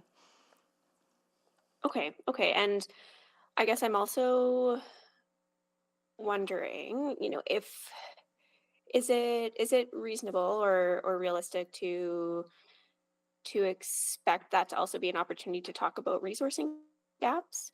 If there is an expectation that we are going to see increased trip volume, would that be an appropriate time to talk about how we ensure that we're continuing to deliver the service in a sustainable and predictable manner going forward? For sure. I think they're very, very linked, and we'll be talking about preparing for the next 4-year budget cycle. And hopefully Craig agrees with me that looking at service levels, that's an important, I think, determinant for what we bring forward as service packages. We'll also have our new garage opening within the next 4-year budget cycle. So how we want to utilize that capacity as well as part of the conversation. Excellent. That's really helpful. Thank you so much for those answers. Thank you, Councillor Salvador. Councillor Tang. Great, thank you very much. I thought this was actually a very straightforward audit and with some strong recommendations. I've also shared this report with the Accessibility Advisory Committee, and they felt the same way. I just had some lingering questions. I guess first, I just wanted to just to verify what I'm hearing. So there are 8 recommendations, and with the service model review that will kind of dig into growth and resources required and will come before 4-year budget. But the remainder of that, I guess to administration, you're able to do that within your existing resources, correct? That's correct. We have a cross-functional team across the branch collaborating, and we're really confident that we can close off all the recommendations by the end of the year. Excellent. And I guess one of the lingering questions from the AAC is around just conflict resolution if it comes up between operators and clients. I'm not sure if that is part of the scope, even though the scope is just kind of broadly, how can the service be more effective and efficient in serving Edmontonians. Wondering if anything like that came up during the audit process, the interview process. This is a question for the auditor. Councillor Tang, no, that wasn't part of the audit. It wasn't a risk that we had identified. So I'm getting a chat from my Fahim here. He says we did have findings around the complaints resolution as well, and that was part of the service assessments on the contracts. But no, sorry, he said there's no. We didn't look at. I see. The conflict resolution, but just the complaint resolution. So I'm not sure if you're talking about if that's the same thing. Potentially, but are you able to elaborate on the complaint side? So they didn't document always what happened or whether the complaint was substantiated. So this was sort of when we were looking into the data and looking into those measures that they have and whether or not we could improve that data. There was some issues with the sort of the algorithm that created that number. So we've looking at having that improved. So it was a documentation issue. So on what was substantiated from those complaints. And then so some of the recommendations here around just keeping better track of documentation and the measurement, would you see that sort of improving some of this process? Yeah, it would definitely improve, it would inform better the results of the process. And that would do recommendation 7 around the data validation controls and the quality assurance. Excellent, thank you. I'm wondering if administration have any perspective around, and apologies, it is complaint resolution on that side of things. Yeah, it's a very structured process, and I'll get Paul to describe it a bit. Yeah, we do have a process and a module that tracks all complaints or service concerns that come into us. It's great the audit findings did point out some instances where things weren't always being documented or closed out. So that's something that we're working to ensure we have better data quality, and that does help to inform decisions and monitor trends. Great. And as administration, you carry out or implement these recommendations. I guess what's your thinking around involving some of our advisory committees? There's the ETSAP, there is AAC, there is an ETSAP representative on AAC, and I imagine for a lot of these meetings, you do talk about that service delivery. I guess wondering how you see these folks, the community members, being involved as well. Yeah, a lot of it is about improving, records and documentation and processes. We can bring status updates and share information about our progress. I'm just not sure if, I'd have to chat with Paul and go through them one by one. If there's opportunities for those members to have input into the actual changes themselves, I don't know. But willing to go through that with Paul and seek out those opportunities where appropriate.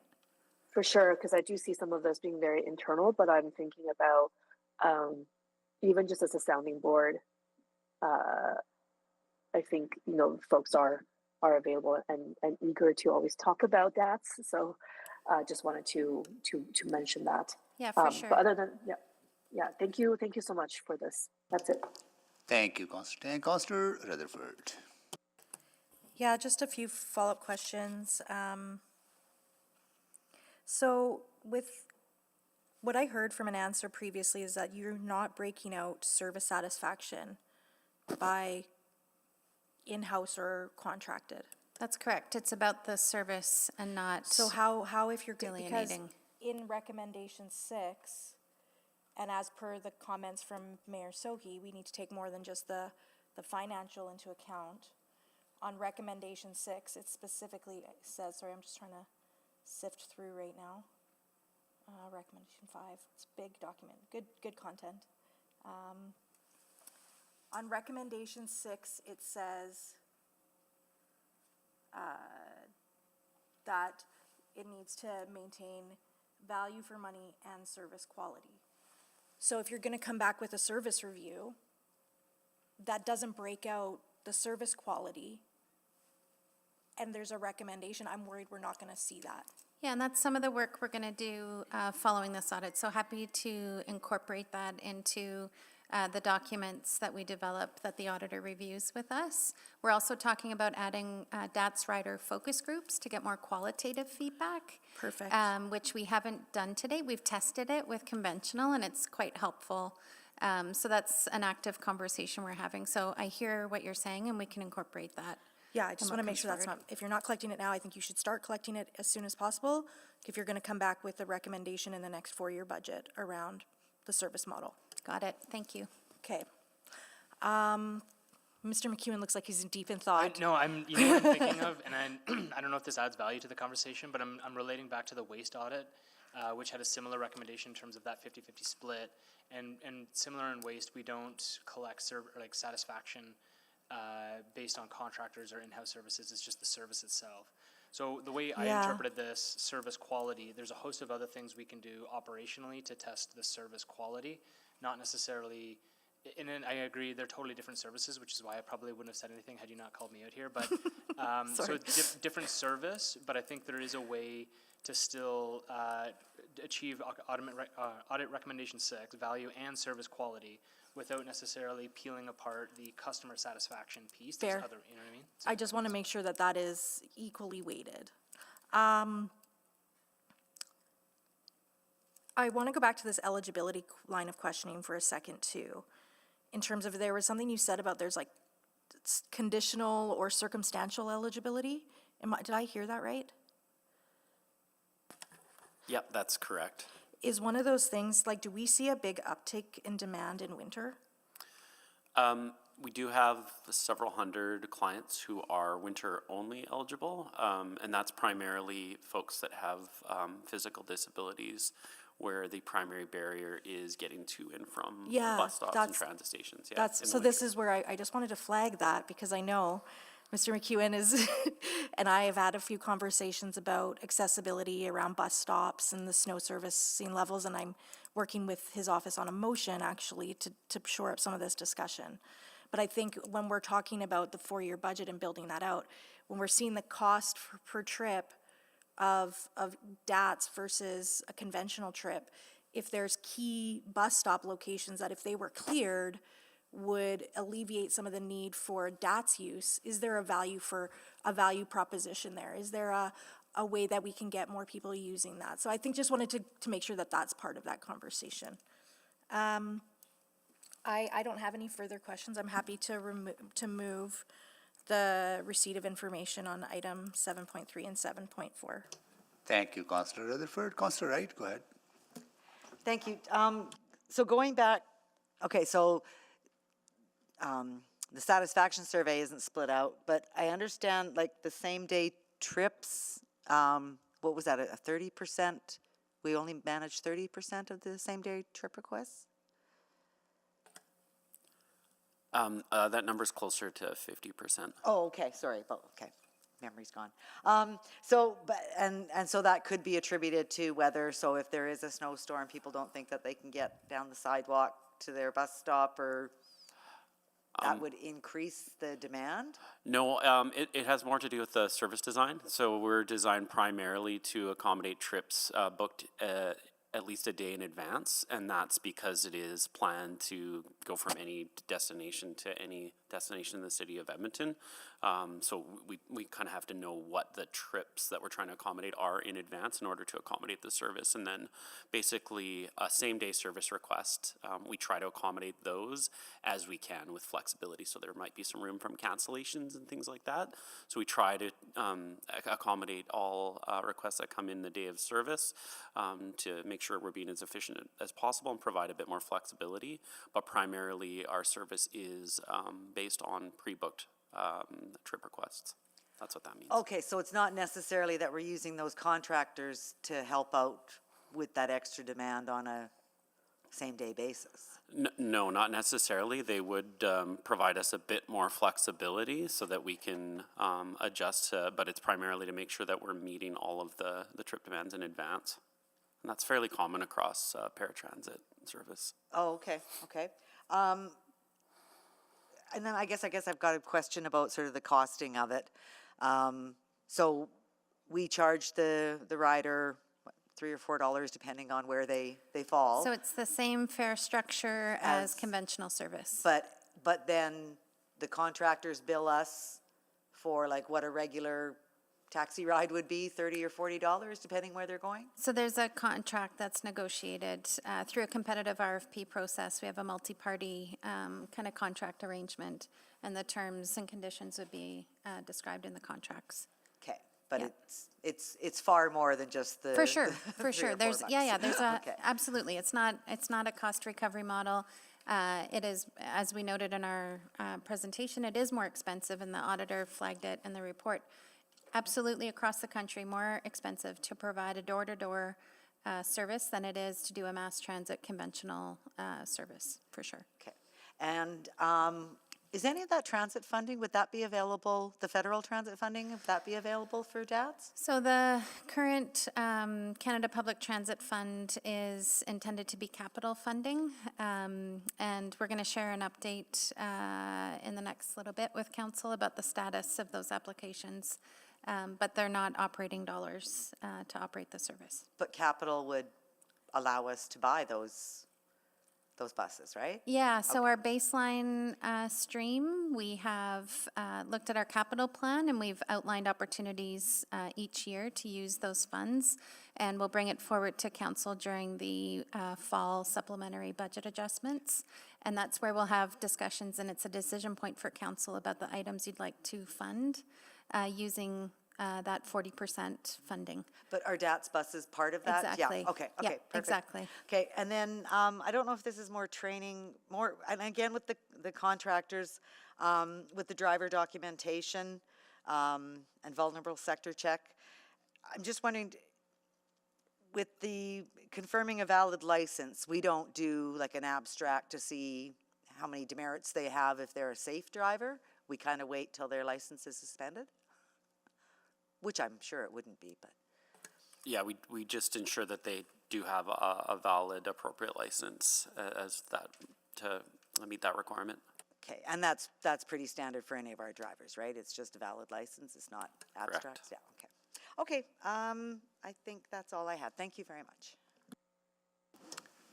Thank you, Councillor Wright. Councillor Rice.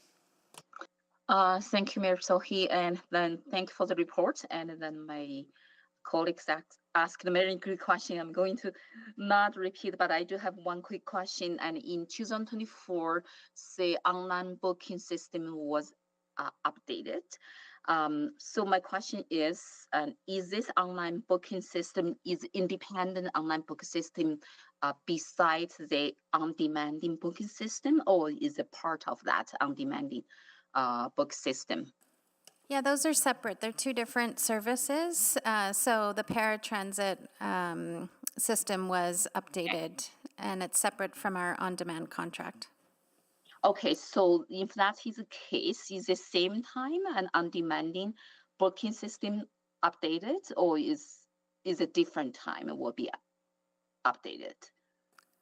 So I know it's related to a little bit budget questions, but I do want to get that very clear answer. And then in terms of booking system. So the on-demand transit service is delivered through a contract, and I'll see if Sarah wants to add any more. She's online. Yeah, I could just add that, that booking system gets, we pay for that through the operating budget to deliver the on-demand service, and it would be updated, to meet our requirements through that contract. Whereas the DATS booking system, as Carrie mentioned, is a separate system, and updates to that are handled separately with the OCT branch. Okay, so because we updated this one in 2024, so do we have to collect specific data to demonstrate that yes, the updating actually improves the services? How we make sure this type of updating really works and for the people who need it? Yeah, so we just rolled it out, so we're in the process of collecting feedback and a means of evaluating the effectiveness of that system, but it did add considerable functionality, a lot more information that people expect in kind of a modern transportation interface, so they can actually track like the status of their vehicles and things like that. So, but we are tabulating feedback that'll inform future design of that system moving forward. Okay, thank you. That's only my question. Thanks. I yield my time. Thank you, Councillor Rice. So that concludes all the questions. Thank you so much. Now we have a motion on the floor, or motions on the floor. Anyone to speak?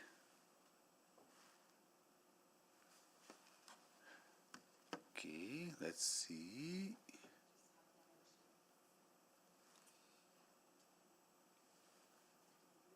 Okay, anyone to speak? Any committee members? No. I will say a few quick words of thank you to both our administration and the city auditors team for bringing this audit in front of us. There's a lot of good information in it.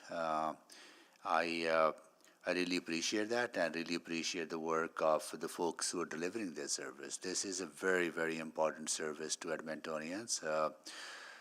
Without this service, many Edmontonians would not be able to participate in the activities of the community Many would not be able to go see friends. Many would not be able to go seek employment and retain that employment and educational opportunities. This is a lifeline for many, many Edmontonians, and it's a service that is so essential.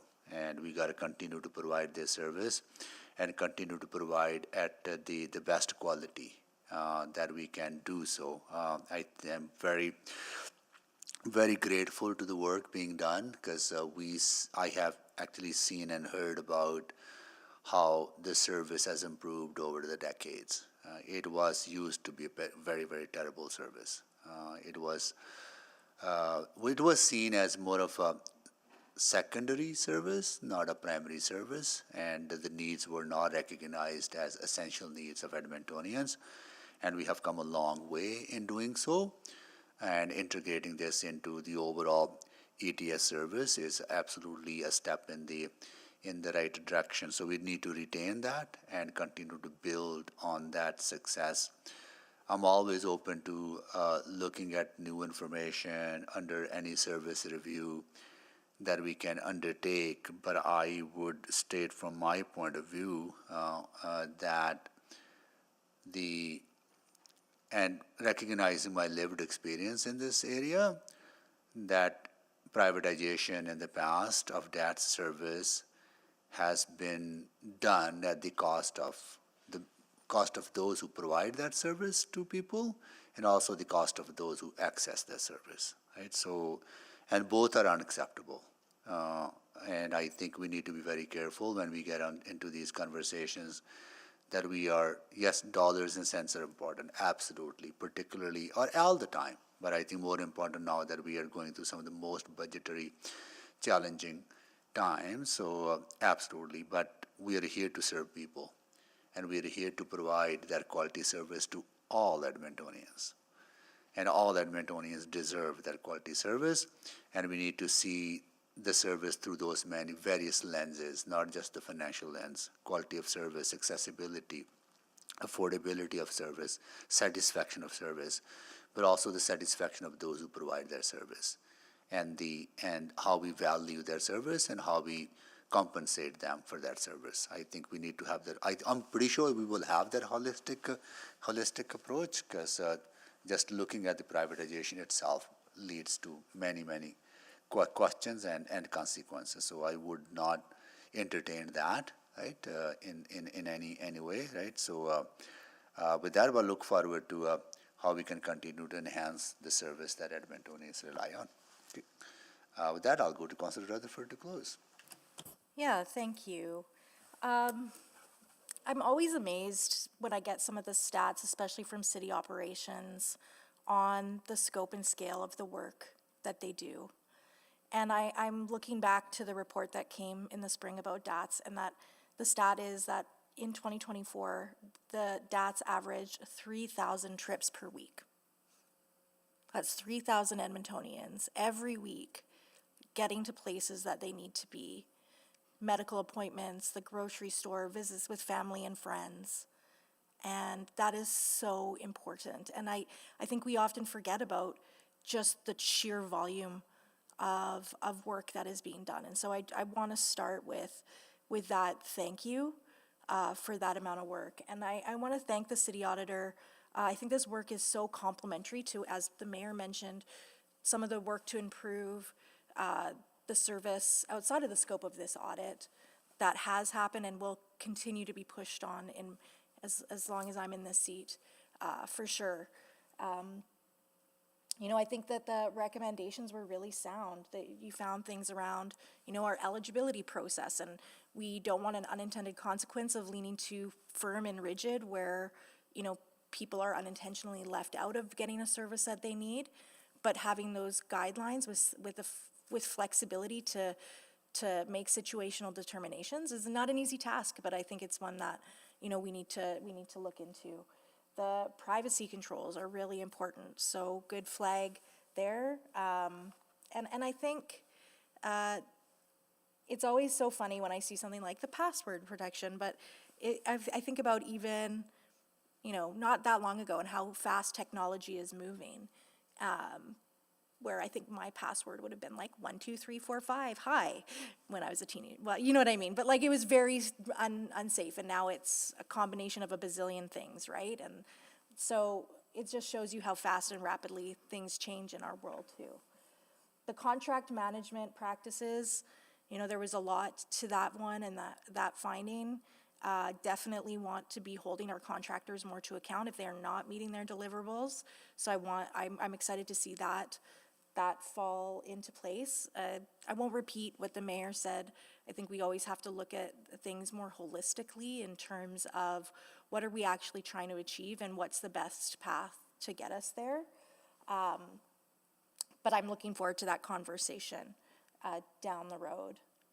And yeah, I think overall and then the strategic planning was also one that I found really interesting, just in terms of, in some ways we break DATS out, but then in other ways we didn't break DATS out. We kept it at the ETS branch level when there are probably some unique considerations that we need to be thinking about with DATS. So overall, I thought that this report was really thoroughly done, really thoughtful, complemented the work that we're already doing on a service that we know is so essential to our city.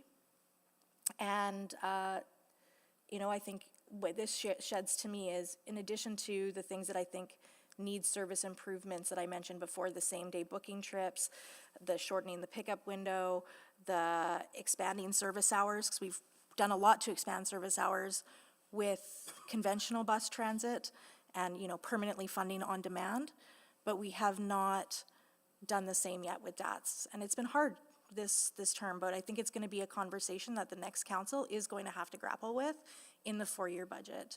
And so we need to have that holistic view and a real comprehensive understanding of what the service needs are and how we make sure we continue to provide this important service to meet the demands of a growing city.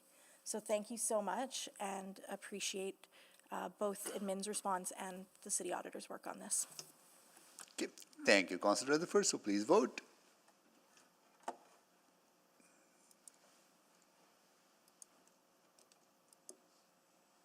We have all the votes. Display the votes, please. That is carried. Okay, so 7.5 was done, 7.9192. No motions pending, none. Notice of motions or motions without customary notice.